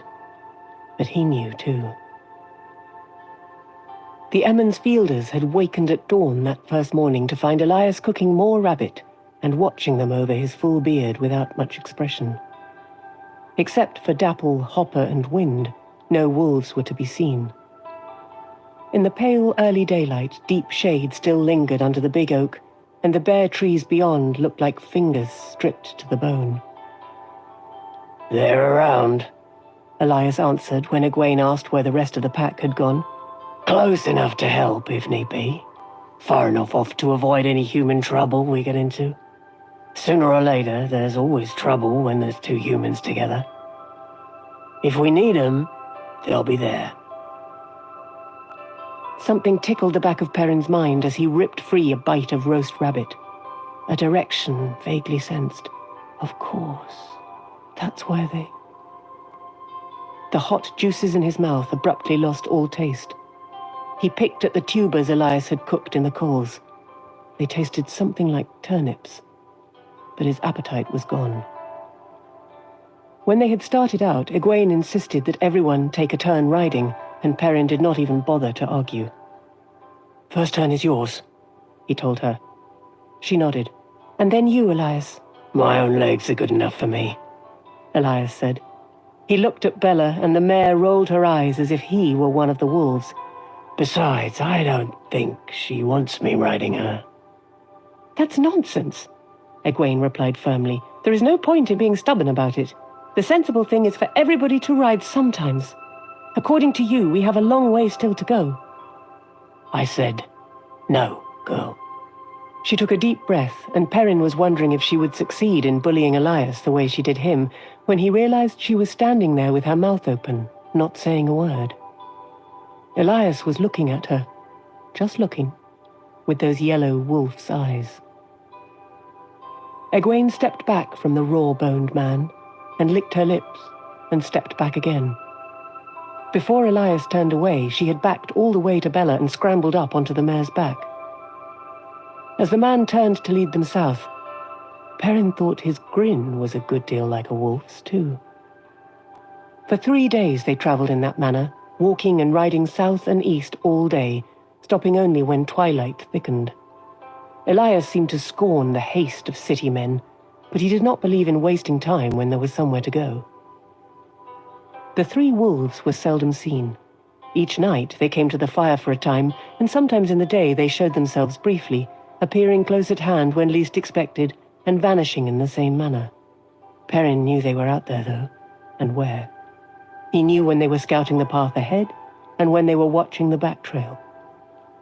He knew when they left the pack's usual hunting grounds, and Dapple sent the pack back to wait for her. Sometimes the 3 that remained faded from his mind, but long before they were close enough to see again, he was aware of them returning. Even when the trees dwindled to wide-scattered groves separated by great swathes of winter-dead grass, they were as ghosts when they did not want to be seen, but he could have pointed a finger straight at them any time. He did not know how he knew, and he tried to convince himself that it was just his imagination playing tricks. But it did no good. Just as Elias knew, he knew. He tried not thinking about wolves, but they crept into his thoughts all the same. He had not dreamed about Baalzamon since meeting Elias and the wolves. His dreams, as much as he remembered of them on waking, were of everyday things, just as he might have dreamed at home, before Baerlon, before Winternight. Normal dreams, with one addition. In every dream, he remembered there was a point where he straightened from Master Luhan's forge to wipe the sweat from his face, or turned from dancing with the village girls on the green, or lifted his head from a book in front of the fireplace, and whether he was outside or under a roof, there was a wolf close to hand. Always the wolf's back was to him, and always he knew, in the dreams it seemed the normal course of things, even at Elspeth Luhan's dinner table, that the wolf's yellow eyes were watching for what might come, guarding against what might come. Only when he was awake did the dreams seem strange. 3 days they journeyed, with Dapple, Hopper and Wind bringing them rabbits and squirrels, and Elias pointing out plants, few of which Perrin recognized, as good to eat. Once a rabbit burst out almost from under Bella's hooves. Before Perrin could get a stone in his sling, Elias skewered it with his long knife at 20 paces. Another time Elias brought down a fat pheasant on the wing with his bow. They ate far better than they had when on their own, but Perrin would as soon have gone back on short rations if it had meant different company. He was not sure how Egwene felt, but he would have been willing to go hungry if he could do it without the wolves. 3 days into the afternoon. A stand of trees lay ahead, larger than most they had seen, a good 4 miles across. The sun sat low in the western sky, pushing slanted shadows off to their right, and the wind was picking up. Perrin felt the wolves give over quartering behind them and start forward, not hurrying. They had smelled and seen nothing dangerous. Egwene was taking her turn on Bella. It was time to start looking for a camp for the night, and the big copse would serve the purpose well. As they came close to the trees, 3 mastiffs burst from cover, broad-muzzled dogs as tall as the wolves and even heavier, teeth bared in loud, rumbling snarls. They stopped short as soon as they were in the open, but no more than 30 feet separated them from the 3 people, and their dark eyes kindled with a killing light. Bella, already on edge from the wolves, whinnied and almost unseated Egwene, but Perrin had his sling whirling around his head in an instant. No need to use the axe on dogs. A stone in the ribs would send the worst dog running. Elias waved a hand at him without taking his eyes from the stiff-legged dogs. "Shh! None of that now!" Perrin gave him a puzzled frown, but let the sling slow its spin and finally fall to his side. Egwene managed to get Bella under control. She and the mare both watched the dogs warily. The mastiff's hackles stood stiff, and their ears were laid back, and their growls sounded like earthquakes. Abruptly, Elias raised one finger shoulder-high and whistled, a long, shrill whistle that rose higher and higher and did not end. The growls cut off raggedly. The dogs stepped back, whining and turning their heads as if they wanted to go, but were held. Their eyes remained locked to Elias's finger. Slowly, Elias lowered his hand, and the pitch of his whistle lowered with it. The dogs followed until they lay flat on the ground, tongues lolling from their mouths. 3 tails wagged. "See?" Elias said, walking to the dogs. "There's no need for weapons." The mastiffs licked his hands, and he scratched their broad heads and fondled their ears. "They look meaner than they are. They meant to frighten us off, and they wouldn't have bitten unless we tried to go into the trees. Anyway, there's no worry of that now. We can make the next thicket before full dark." When Perrin looked at Egwene, her mouth was hanging open. He shut his own mouth with a click of teeth. Still patting the dogs, Elias studied the stand of trees. "There'll be Tuathan here. The traveling people." They stared at him blankly, and he added, "Tinkers." "Tinkers? Perrin exclaimed. "I've always wanted to see the Tinkers. They camp across the river from Tyrant Ferry sometimes, but they don't come down into the two rivers as far as I know. I don't know why not." Egwene sniffed. "Probably because the Tyrant Ferry folk are as great thieves as the Tinkers. They'd no doubt end up stealing each other blind. Master Elias, if there really are Tinkers close by, shouldn't we go on? We don't want Bella stolen, and, well, we do not have much else, but everybody knows Tinkers will steal anything." "Including infants?" Elias asked dryly. "Kidnap children and all that?" He spat, and she blushed. Those stories about babies were told sometimes, but most often by Senbui or one of the Coplins or Congas. The other tales everybody knew. The Tinkers make me sick sometimes, but they don't steal any more than most folks. A good bit less than some I know." "It will be getting dark soon, Elias," Perrin said. "We have to camp somewhere. Why not with them, if they'll have us?" Mistress Luhan had a tinker-mended pot that she claimed was better than new. Master Luhan was not too happy about his wife's praise of the tinker work, but Perrin wanted to see how it was done. Yet there was a reluctance about Elias that he did not understand. "Is there some reason we shouldn't?" Elias shook his head, but the reluctance was still there, in the set of his shoulders and the tightness of his mouth. "May as well. Just don't pay any mind to what they say. Lot of foolishness. Most times the traveling people do things any which way, but there's times they set a store by formality. So you do what I do, and keep your secrets. No need to tell the world everything." The dogs trailed along beside them, wagging their tails as Elias led the way into the trees. Perrin felt the wolves slow, and knew they would not enter. They were not afraid of the dogs. They were contemptuous of dogs who had given up freedom to sleep by a fire, but people they avoided. Elias walked surely, as if he knew the way. And near the center of the stand, the Tinkers' wagons appeared, scattered among the oak and ash. Like everyone else in Emmonsfield, Perrin had heard a good deal about the Tinkers, even if he had never seen any, and the camp was just what he expected. Their wagons were small houses on wheels, tall wooden boxes lacquered and painted in bright colors, reds and blues and yellows and greens, and some hues to which he could not put a name. The traveling people were going about work that was disappointingly everyday.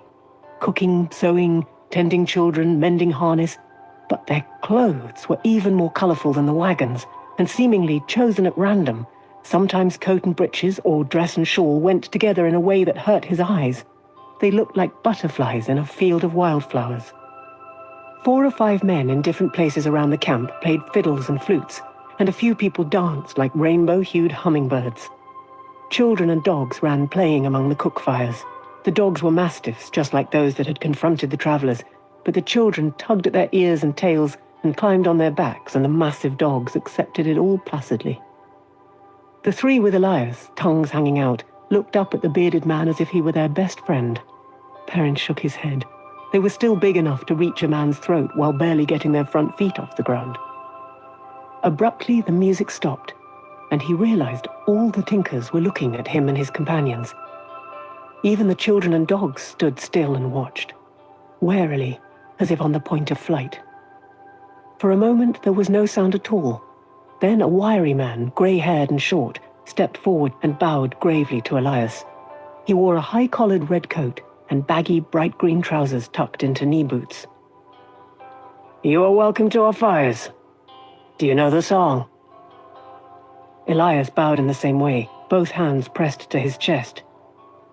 "Your welcome warms my spirit, Mardi, as your fires warm the flesh, but I do not know the song." "Then we seek still," the grey-haired man intoned. "As it was, so shall it be, if we but remember, seek, and find." He swept an arm toward the fires with a smile, and his voice took on a cheerful lightness. "The meal is almost ready. Join us, please." As if that had been a signal, the music sprang up again, and the children took up their laughter and ran with the dogs. Everyone in the camp went back to what they had been doing, just as though the newcomers were long-accepted friends. The grey-haired man hesitated, though, and looked at Elias. "Your other friends, they will stay away? They've frightened the poor dogs so. They'll stay away, Rayan." Elias's headshake had a touch of scorn. "You should know that by now." The grey-haired man spread his hands as if to say nothing was ever certain. As he turned to lead them into the camp, Egwene dismounted and moved close to Elias. "You two are friends?" A smiling tinker appeared to take Bella. Egwene gave the reins up reluctantly after a wry snort from Elias. "We know each other," the fur-clad man replied curtly. "His name is Mardi?" Perrin said. Elias growled something under his breath. "His name's Rayan. Mardi's his title. Seeker. He's the leader of this band. You can call him Seeker if the other son's odd. He won't mind." "What was that about a song?" Egwene asked. "That's why they travel," Elias said. "Or so they say. They're looking for a song. That's what the Mardi seeks. They say they lost it during the breaking of the world, and if they can find it again, the paradise of the Age of Legends will return." He ran his eye around the camp and snorted. "They don't even know what the song is. They claim they'll know it when they find it. They don't know how it's supposed to bring paradise either, but they've been looking near to 3,000 years ever since the breaking. I expect they'll be looking until the wheel stops turning." They reached Rayan's fire then in the middle of the camp. The Seeker's wagon was yellow, trimmed in red, and the spokes of its tall red-rimmed wheels alternated red and yellow. A plump woman, as grey as Rayan but smooth cheeks still, came out of the wagon and paused on the steps at its back end, straightening a blue-fringed shawl on her shoulders. Her blouse was yellow and her skirt red, both bright. The combination made Perrin blink, and Egwene made a strangled sound. When she saw the people following Rayan, the woman came down with a welcoming smile. She was Isla, Rayan's wife, a head taller than her husband, and she soon made Perrin forget about the colours of her clothes. She had a motherliness that reminded him of Mistress Alvia, and had him feeling welcome from her first smile. Isla greeted Elias as an old acquaintance, but with a distance that seemed to pain Rayan. Elias gave her a dry grin and a nod. Perrin and Egwene introduced themselves, and she clasped their hands in both of hers with much more warmth than she had shown Elias, even hugging Egwene. "Why, you're lovely, child," she said, cupping Egwene's chin and smiling. "And chilled to the bone, too, I expect. You sit close to the fire, Egwene. All of you sit. Supper is almost ready." Fallen logs had been pulled around the fire for sitting. Elias refused even that concession to civilization. He lounged on the ground instead. Iron tripods held 2 small kettles over the flames, and an oven rested in the edge of the coals. Isla tended them. As Perrin and the others were taking their places, a slender young man wearing green stripes strolled up to the fire. He gave Rayan a hug and Isla a kiss, and ran a cool eye over Elias and the Emmons Fielders. He was about the same age as Perrin, and he moved as if he were about to begin dancing with his next step. "Well, Aram," Isla smiled fondly, "you've decided to eat with your old grandparents for a change, have you?" Her smile slid over to Egwene as she bent to stir a kettle hanging over the cook fire. "I wonder why." Aram settled to an easy crouch, with his arms crossed on his knees, across the fire from Egwene. "I am Aram," he told her in a low, confident voice. He no longer seemed aware that anyone was there except her. "I have waited for the first rose of spring, and now I find it at my grandfather's fire." Perrin waited for Egwene to snicker, then saw that she was staring back at Aram. He looked at the young tinker again. Aram had more than his share of good looks, he admitted. After a minute, Perrin knew who the fellow reminded him of. Will Alcine, who had all the girls staring and whispering behind his back whenever he came up from Devon Ride to Emmons Field. Will courted every girl in sight and managed to convince every one of them that he was just being polite to all the others. "Those dogs of yours," Perrin said loudly, and Egwene gave a start. "Look as big as bears. I'm surprised you let the children play with them." Aram's smile slipped, but when he looked at Perrin, it came back again, even more sure than before. They will not harm you. They make a show to frighten away danger and warn us, but they are trained according to the way of the leaf. The way of the leaf? Egwene said. What is that? Aram gestured to the trees. His eyes fastened intently on hers. The leaf lives its appointed time and does not struggle against the wind that carries it away. The leaf does no harm and finally falls to nourish new leaves. So it should be with all men and women. Egwene stared back at him, a faint blush rising in her cheeks. But what does that mean? Perrin said. Aram gave him an irritated glance, but it was Rayan who answered. It means that no man should harm another for any reason whatsoever. The Seeker's eyes flickered to Elias. There is no excuse for violence. None. Not ever. What if somebody attacks you? Perrin insisted. What if somebody hits you or tries to rob you or kill you? Rayan sighed. A patient sigh, as if Perrin was just not seeing what was so clear to him. If a man hit me, I would ask him why he wanted to do such a thing. If he still wanted to hit me, I would run away, as I would if he wanted to rob or kill me. Much better that I let him take what he wanted, even my life, than that I should do violence. And I would hope that he was not harmed too greatly. But you said you wouldn't hurt him, Perrin said. I would not. But violence harms the one who does it as much as the one who receives it. Perrin looked doubtful. You could cut down a tree with your axe, Rayan said. The axe does violence to the tree and escapes unharmed. Is that how you see it? Wood is soft compared to steel, but the sharp steel is dulled as it chops, and the sap of the tree will rust and pit it. The mighty axe does violence to the helpless tree and is harmed by it. So it is with men, though the harm is in the spirit. But enough, Elias growled, cutting Perrin off. Rayan, it's bad enough you trying to convert village younglings to that nonsense. It gets you in trouble almost everywhere you go, doesn't it? But I didn't bring this lot here for you to work on them. Leave over. And leave them to you, Isla said, grinding herbs between her palms and letting them trickle into one of the kettles.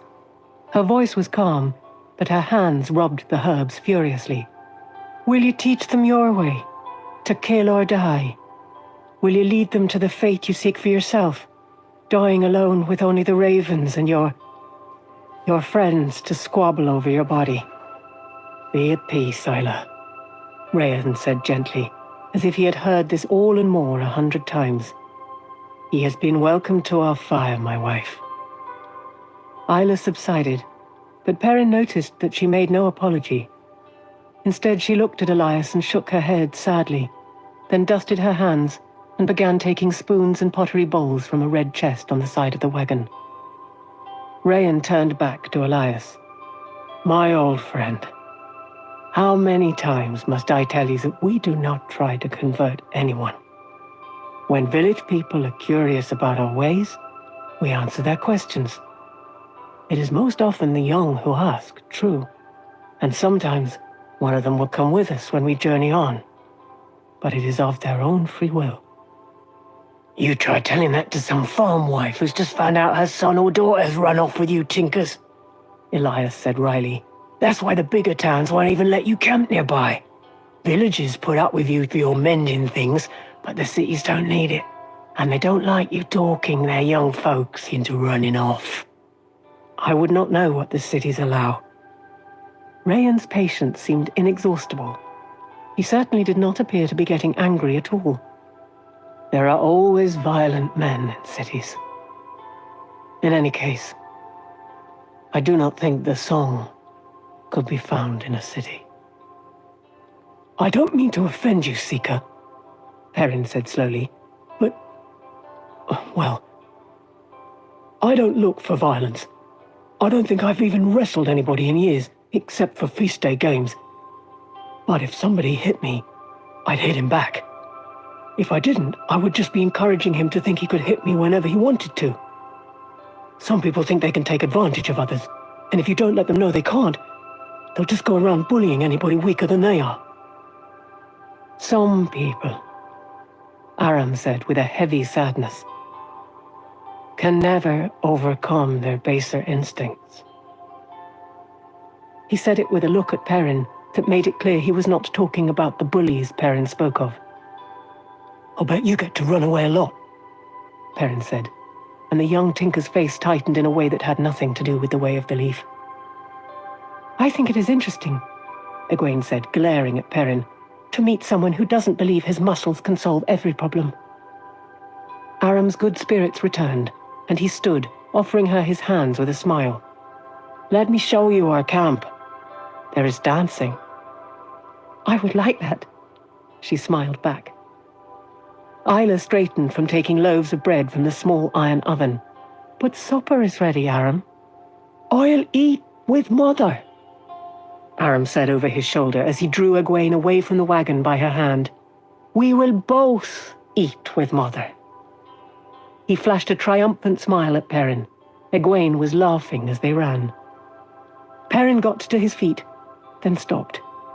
It was not as if she could come to any harm. Not if the camp followed this way of the leaf, as Rayan said. Looking at Rayan and Isla, both staring dejectedly after their grandson, he said, I'm sorry. I am a guest, and I shouldn't have... Don't be foolish, Isla said soothingly. It was his fault, not yours. Sit down and eat. Aram is a troubled young man, Rayan added sadly. He is a good boy, but sometimes I think he finds the way of the leaf a hard way. Some do, I fear. Please, my fire is yours. Please. Perrin sat back down slowly, still feeling awkward. What happens to somebody who can't follow the way? He asked. A tinker, I mean. Rayan and Isla exchanged a worried look, and Rayan said, They leave us. The lost go to live in the villages. Isla stared in the direction her grandson had gone. The lost cannot be happy. She sighed, but her face was placid again when she handed out the bowls and spoons. Perrin stared at the ground, wishing he had not asked, and there was no more talk while Isla filled their bowls with a thick vegetable stew and handed out thick slices of her crusty bread, nor while they ate. The stew was delicious, and Perrin finished 3 bowls before he stopped. Elias, he noted with a grin, emptied 4. After the meal, Rayan filled his pipe, and Elias produced his own and stuffed it from Rayan's oilskin pouch. When the lighting and tamping and relighting were done, they settled back in silence. Isla took out a bundle of knitting. The sun was only a blaze of red above the treetops to the west. The camp had settled in for the night, but the bustle did not slow, only changed. The musicians who had been playing when they entered the camp had been replaced by others, and even more people than before danced in the light of the fires, their shadows leaping against the wagons. Somewhere in the camp, a chorus of male voices rose. Perrin slid down in front of the log, and soon felt himself dozing. After a time, Rayan said, Have you visited any of the Tuathalan, Elias, since you were with us last spring? Perrin's eyes drifted open and half shut again. No, Elias replied around his pipe stem. I don't like being around too many people at once. Rayan chuckled. Especially people who live in a way so opposite to your own, eh? No, my old friend, don't worry. I gave up years ago hoping you would come to the way. But I've heard a story since last we met, and if you have not heard it yet, it might interest you. It interests me, and I have heard it again and again, every time we meet others of the people. Now listen. It begins in the spring 2 years ago, with a band of the people who were crossing the waste by the northern route. Perrin's eyes shot open. The waste? The Aiel waste? They were crossing the Aiel Waste? Some people can enter the waste without being bothered, Elias said. Gleemen, peddlers if they're honest. The Tuathan cross the waste all the time. Merchants from Cairhien used to, before the tree, and the Aiel War. The Aielmen avoid us, Rayan said sadly, though many of us have tried to speak with them. They watch us from a distance, but they will not come near us, nor let us come near them. Sometimes I worry that they might know the song, though I suppose it isn't likely. Among Aiel, men do not sing, you know? Isn't that strange? From the time an Aiel boy becomes a man, he will not sing anything but battle chants, or their dirge for the slain. I have heard them singing over their dead, and over those they have killed. That song is one to make the stones weep. Isla, listening, nodded agreement over her knitting. Perrin did some quick rethinking. He had thought the Tinkers must be afraid all the time with all this talk of running away. But no one who was afraid would even think of crossing the Aiel Waste. From what he had heard, no one who was sane would try crossing the waste. If this is some story about a song, Elias began, but Rayan shook his head. No, my old friend. Not a song. I'm not sure I know what it is about. He turned his attention to Perrin. Young Aiel often travel into the Blight. Some of the young men go alone, thinking for some reason that they have been called to kill the Dark One. Most go in small groups, to hunt Trollocs. Rayan shook his head sadly, and when he went on, his voice was heavy. 2 years ago, a band of the people crossing the waste about 100 miles south of the Blight found one of these groups. Young women, Isla put in, as sorrowful as her husband. Little more than girls. Perrin made a surprised sound, and Elias grinned at him wryly. Aiel girls don't have to tend house and cook if they don't want to, boy. The ones who want to be warriors, instead, join one of the warrior societies. For Darius Mai, the Maidens of the Spear, and fight right alongside the men. Perrin shook his head. Elias chuckled at his expression. Rayan took up the story again. Distaste and perplexity mingled in his voice. The young women were all dead, except one, and she was dying. She crawled to the wagons.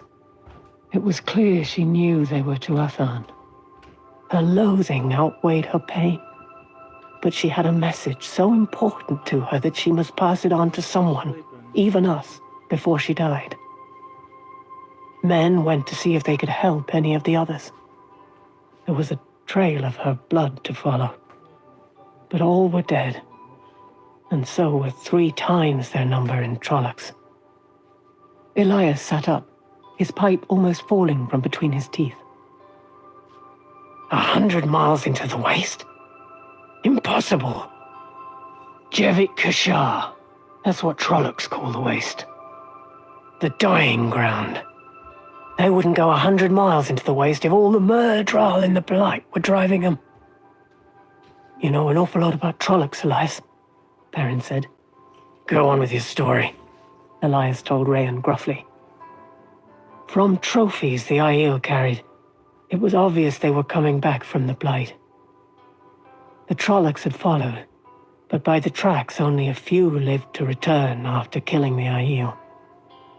As for the girl, she would not let anyone touch her, even to tend her wounds. But she seized the seeker of that band by his coat, and this is what she said, word for word. Leaf Blighter means to blind the eye of the world, Lost One. He means to slay the great serpent. Warn the people, Lost One. Sightburner comes. Tell them to stand ready for he who comes with the dawn. Tell them. And then she died. Leaf blighter and sight burner, Rayan added to Perrin, are Aiel names for the Dark One. But I don't understand another word of it. Yet she thought it important enough to approach those she obviously despised, to pass it on with her last breath. But to whom? We are ourselves, the people. But I hardly think she meant it for us. The Aiel? They would not let us tell them if we tried. He sighed heavily. She called us the Lost. I never knew before how much they loathe us. Isla set her knitting in her lap and touched his head gently. There's something they learned in the Blight, Elias mused. But none of it makes sense. Slay the great serpent. Kill time itself. And blind the eye of the world. As well say he's gonna starve a rock. Maybe she was babbling, Rayan. Wounded, dying. She could have lost her grip on what was real. Maybe she didn't even know who those Tuathan were. She knew what she was saying, and to whom she was saying it. Something more important to her than her own life, and we cannot even understand it. When I saw you walking into our camp, I thought perhaps we would find the answer at last, since you were... Elias made a quick motion with his hand, and Rayan changed what he had been going to say. Our friend. And know many strange things. Not about this, Elias said in a tone that put an end to talk. The silence around the campfire was broken only by the music and laughter drifting from other parts of the night-shrouded camp. Lying with his shoulders propped on one of the logs around the fire, Perrin tried puzzling out the Aiel woman's message, but it made no more sense to him than it had to Rayan or Elias. The eye of the world. That had been in his dreams, more than once. But he did not want to think about those dreams. Elias, now. There was a question there he would like answered. What had Rayan been about to say about the bearded man, and why had Elias cut him off? He had no luck with that either. He was trying to imagine what Aiel girls were like, going into the Blight where only warders went that he had ever heard, fighting Trollocs, when he heard Egwene coming back, singing to herself. Scrambling to his feet, he went to meet her at the edge of the firelight. She stopped short, looking at him with her head tilted to one side. In the dark, he could not read her expression. You've been gone a long time, he said. Did you have fun? We ate with his mother, she answered, and then we danced and laughed. It seems like forever since I danced. He reminds me of Will Alcine. You always had sense enough not to let Will put you in his pocket. Aram is a gentle boy who is fun to be with, she said in a tight voice. He makes me laugh. Perrin sighed. I'm sorry. I'm glad you had fun dancing. Abruptly, she flung her arms around him, weeping on his shirt. Awkwardly, he patted her hair. Rand would know what to do, he thought. Rand had an easy way with girls, not like him, who never knew what to do or say. I told you I'm sorry, Egwene. I really am glad you had fun dancing. Really. Tell me they're alive, she mumbled into his chest. What? She pushed back to arm's length, her hands on his arms, and looked up at him in the darkness. Rand and Matt, the others, tell me they're alive. He took a deep breath and looked around uncertainly. They are alive, he said finally.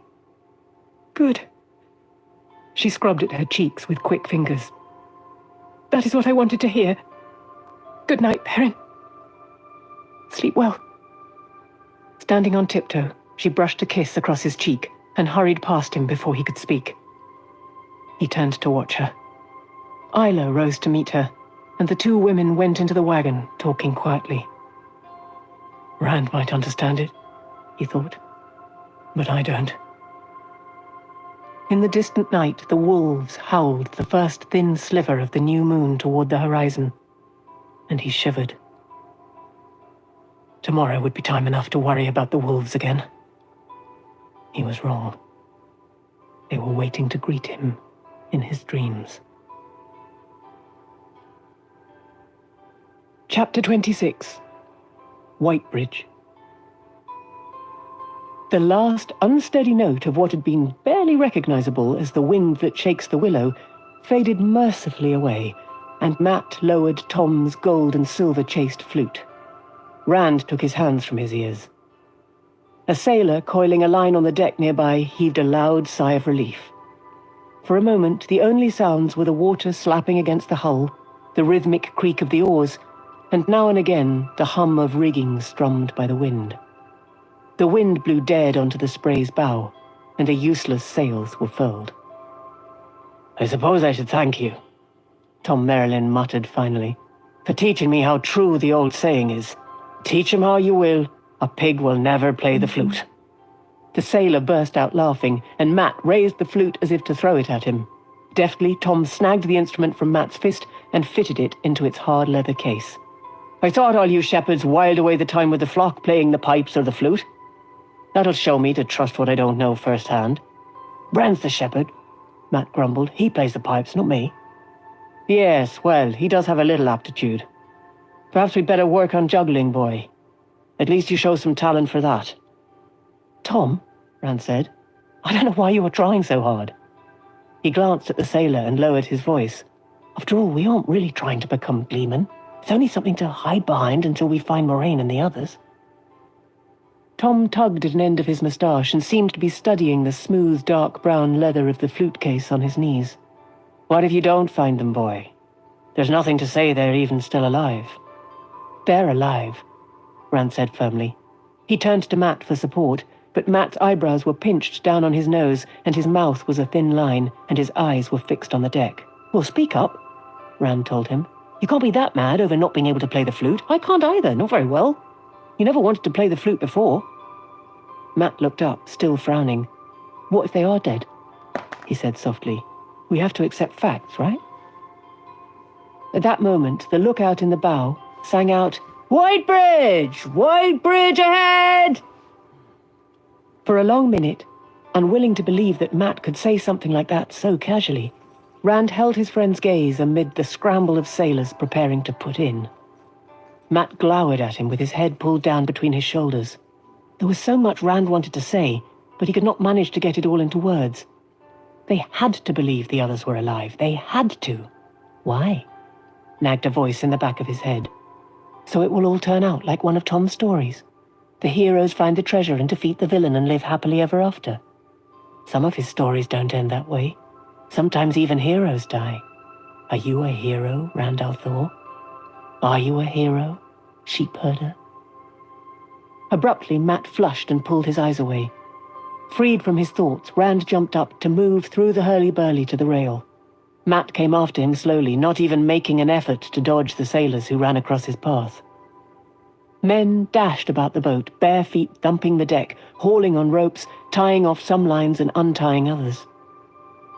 Some brought up big oilskin bags stuffed almost to bursting with wool, while others readied cables as thick as Rand's wrist.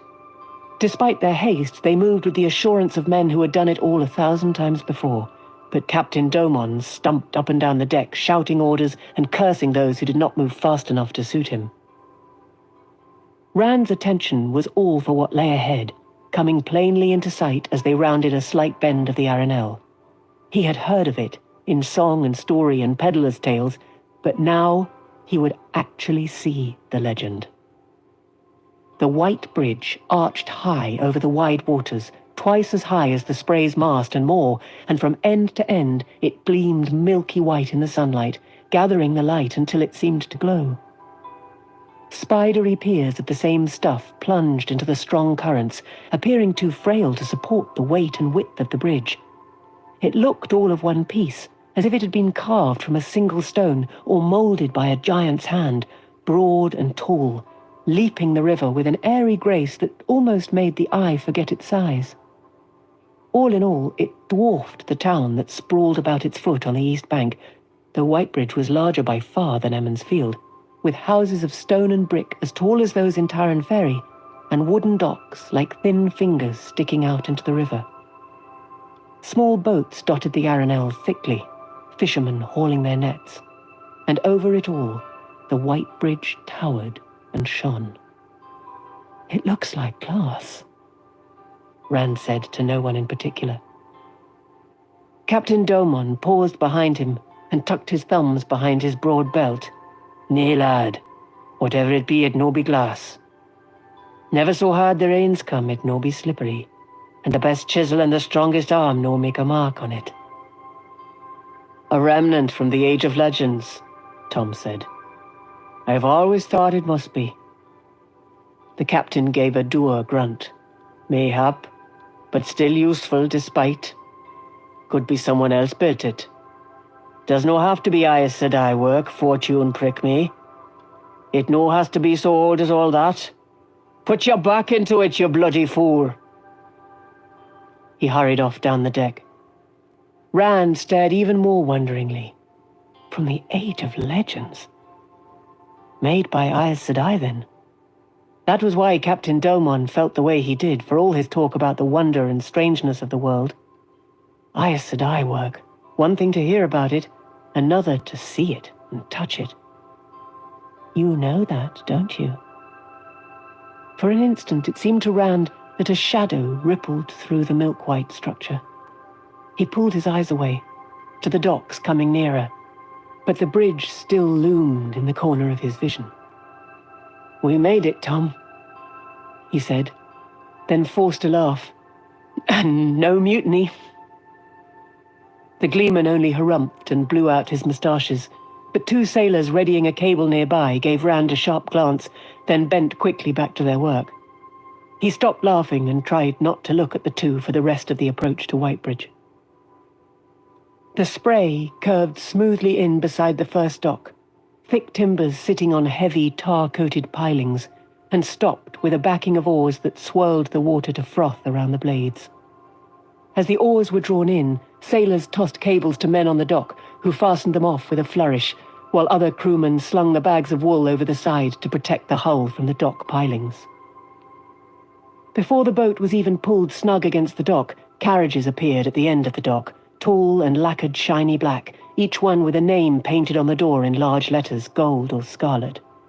The carriage's passengers hurried up the gangplank as soon as it dropped in place, smooth-faced men in long velvet coats and silk-lined cloaks and cloth slippers, each followed by a plainly dressed servant carrying his iron-bound money box. They approached Captain Domon with painted smiles that slipped when he abruptly roared in their faces. "You!" He thrust a thick finger past them, stopping Florin Gelb in his tracks at the length of the boat. The bruise on Gelb's forehead from Rand's boot had faded away, but he still fingered the spot from time to time as if to remind himself. "You've slept on watch for the last time on my vessel, or on any vessel if I have my way of it. Choose your own side, the dock or the river, but off my vessel now." Gelb hunched his shoulders, and his eyes glittered hate at Rand and his friends. At Rand especially, a poisonous glare. The wiry man looked around the deck for support, but there was little hope in that look. One by one, every man in the crew straightened from what he was doing and stared back coldly. Gelb wilted visibly, but then his glare returned, twice as strong as it had been. With a muttered curse, he darted below to the crew's quarters. Domon sent 2 men after him to see he did no mischief, and dismissed him with a grunt. When the captain turned back to them, the merchants took up their smiles and bows as if they had never been interrupted. At a word from Tom, Matt and Rand began gathering their things together. There was not much aside from the clothes on their backs, not for any of them. Rand had his blanket roll and saddlebags, and his father's sword. He held the sword for a minute, and homesickness rolled over him so strongly that his eyes stung. He wondered if he would ever see Tam again. Or home. Home. Going to spend the rest of your life running, and afraid of your own dreams. With a shuddering sigh, he slipped the belt around his waist over his coat. Gelb came back on deck, followed by his twin shadows. He looked straight ahead, but Rand could still feel hatred coming off him in waves. Back rigid and face dark, Gelb walked stiff-legged down the gangplank and pushed roughly into the thin crowd on the dock. In a minute, he was gone from sight, vanished beyond the merchants' carriages. There were not a great many people on the dock, and those were a plainly dressed mix of workmen, fishermen mending nets, and a few townspeople who had come out to see the first boat of the year to come downriver from Saldea. None of the girls was Egwene, and no one looked the least bit like Moraine or Lan or anyone else Rand was hoping to see. "Maybe they didn't come down to the dock," he said. "Maybe," Tom replied curtly. He settled his instrument cases on his back with care. "You two keep an eye out for Gelb. He will make trouble if he can. We want to pass through Whitebridge so softly that nobody remembers we were here 5 minutes after we're gone." Their cloaks flapped in the wind as they walked to the gangplank. Matt carried his bow crossed in front on his chest. Even after all their days on the boat, it still got a few looks from the crewmen. Their bows were short affairs. Captain Domon left the merchants to intercept Tom at the gangplank. "You be leaving me now, Gleeman. Can I no talk you into continuing on? I be going all the way down to Ilion, where folk have a proper regard for Gleeman. There be no finer place in the world for your art. I'd get you there in good time for the Feast of Serfan. The competitions, you know. 100 gold marks for the best telling of the Great Hunt of the Horn." "A great prize, Captain," Tom replied with an elaborate bow and a flourish of his cloak that set the patches to fluttering. "And great competitions which rightly draw gleemen from the whole world over. But," he added dryly, "I fear we could not afford the fare at the rates you charge." "Aye. Well, as to that..." The captain produced a leather purse from his coat pocket and tossed it to Tom. It clinked when Tom caught it. "Your fare's back, and a bit more besides. The damage was not so bad as I thought, and you've worked your way and more with your tails and your harp. I could maybe manage as much again if you stay aboard to the Sea of Storms, and I would set you ashore in Ilion. A good gleeman can make his fortune there, even aside from the competitions." Tom hesitated, weighing the purse on his palm, but Rand spoke up. "We're meeting friends here, Captain, and going on to Caemlyn together. We'll have to see Ilion another time." Tom's mouth twisted wryly, then he blew out his long moustaches and tucked the purse into his pocket. "Perhaps if the people we are to meet are not here, Captain." "Aye," Domon said sourly. "You think on it. Too bad I can no keep Gelb aboard to take the others' anger, but I do what I say I will do. I suppose I must ease up now, even if it means taking 3 times as long to reach Ilion as I should. Well, mayhap those Trollocs were after you 3. Rand blinked but kept silent, but Matt was not so cautious. "Why do you think they weren't?" he demanded. "They were after the same treasure we were hunting." "Mayhap," the captain grunted, sounding unconvinced. He combed thick fingers through his beard, then pointed at the pocket where Tom had put the purse. "Twice that if you come back to keep the men's minds off how hard I worked them. Think on it. I sail with the first light on the morrow." He turned on his heel and strode back to the merchants, arms spreading wide as he began an apology for keeping them waiting. Tom still hesitated, but Rand hustled him down the gangplank without giving him a chance to argue, and the gleeman let himself be herded. A murmur passed through the people on the dock as they saw Tom's patch-covered cloak, and some called out to discover where he would be performing. So much for not being noticed, Rand thought, dismayed. By sundown, it would be all over Whitebridge that there was a gleeman in town. He hurried Tom along, though, and Tom, wrapped in sulky silence, did not even try to slow down enough to preen under the attention. The carriage drivers looked down at Tom with interest from their high perches, but apparently the dignity of their positions forbade shouting. With no idea of where to go exactly, Rand turned up the street that ran along the river and under the bridge. "We need to find Moraine and the others," he said, "and fast. We should have thought of changing Tom's cloak." Tom suddenly shook himself and stopped dead. "An innkeeper will be able to tell us if they're here or if they pass through. The right innkeeper. Innkeepers have all the news and gossip. If they aren't here..." He looked back and forth from Rand to Matt. "We have to talk, we three." Cloak swirling around his ankles, he set off into the town, away from the river. Rand and Matt had to step quickly to keep up. The broad, milk-white arch that gave the town its name dominated Whitebridge as much close up as it did from afar. But once Rand was in the streets, he realized that the town was every bit as big as Baerlon, though not so crowded with people. A few carts moved in the streets, pulled by horse or ox or donkey or man, but no carriages. Those most likely all belonged to the merchants and were clustered down at the dock. Shops of every description lined the streets, and many of the tradesmen worked in front of their establishments, under the signs swinging in the wind. They passed a man mending pots, and a tailor holding folds of cloth up to the light for a customer. A shoemaker sitting in his doorway tapped his hammer on the heel of a boot. Hawkers cried their services at sharpening knives and scissors, or tried to interest the passers-by in their skimpy trays of fruit or vegetables, but none was getting much interest.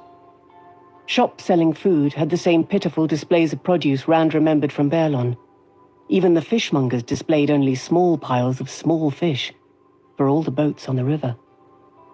Times were not really hard yet, but everyone could see what was coming if the weather did not change soon, and those faces that were not fixed into worried frowns seemed to stare at something unseen, something unpleasant.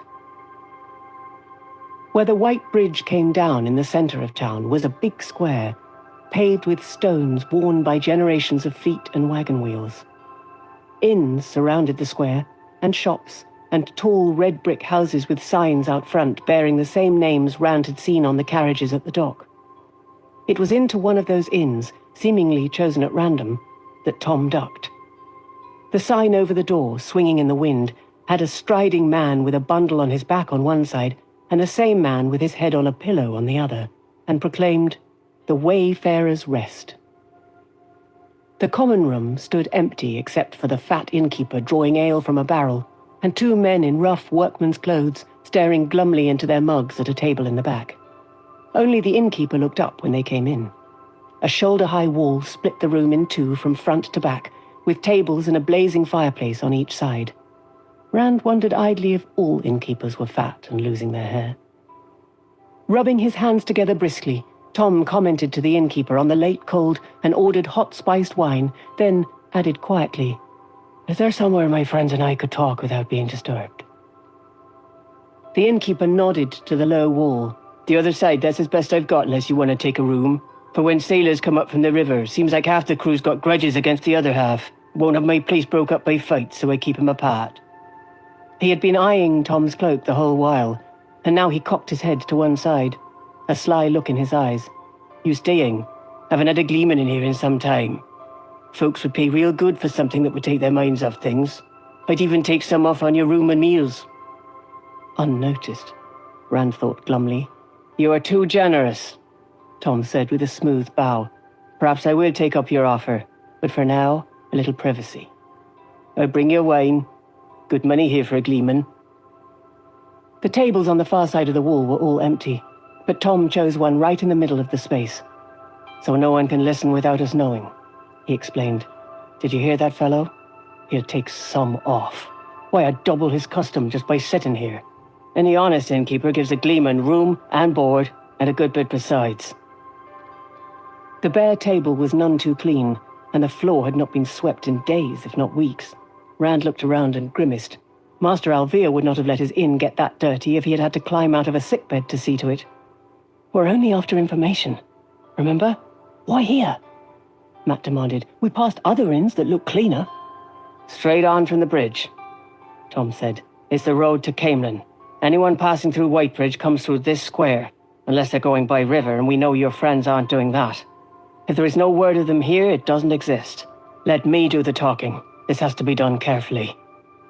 Just then the innkeeper appeared, 3 battered pewter mugs gripped in one fist by the handles. The fat man flicked at the table with a towel, set the mugs down, and took Tom's money.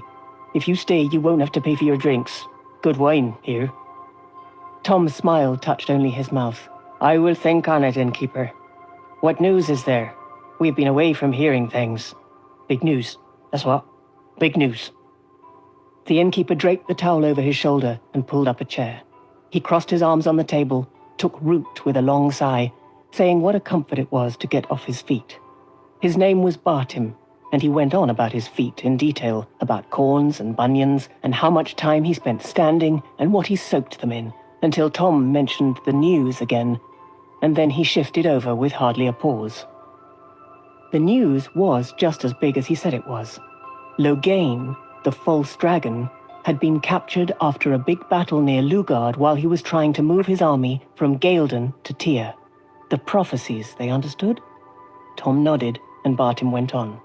The roads in the south were packed with people, the lucky ones with what they could carry on their backs, thousands fleeing in all directions. None, Bartim chuckled wryly. Supported Loghain, of course.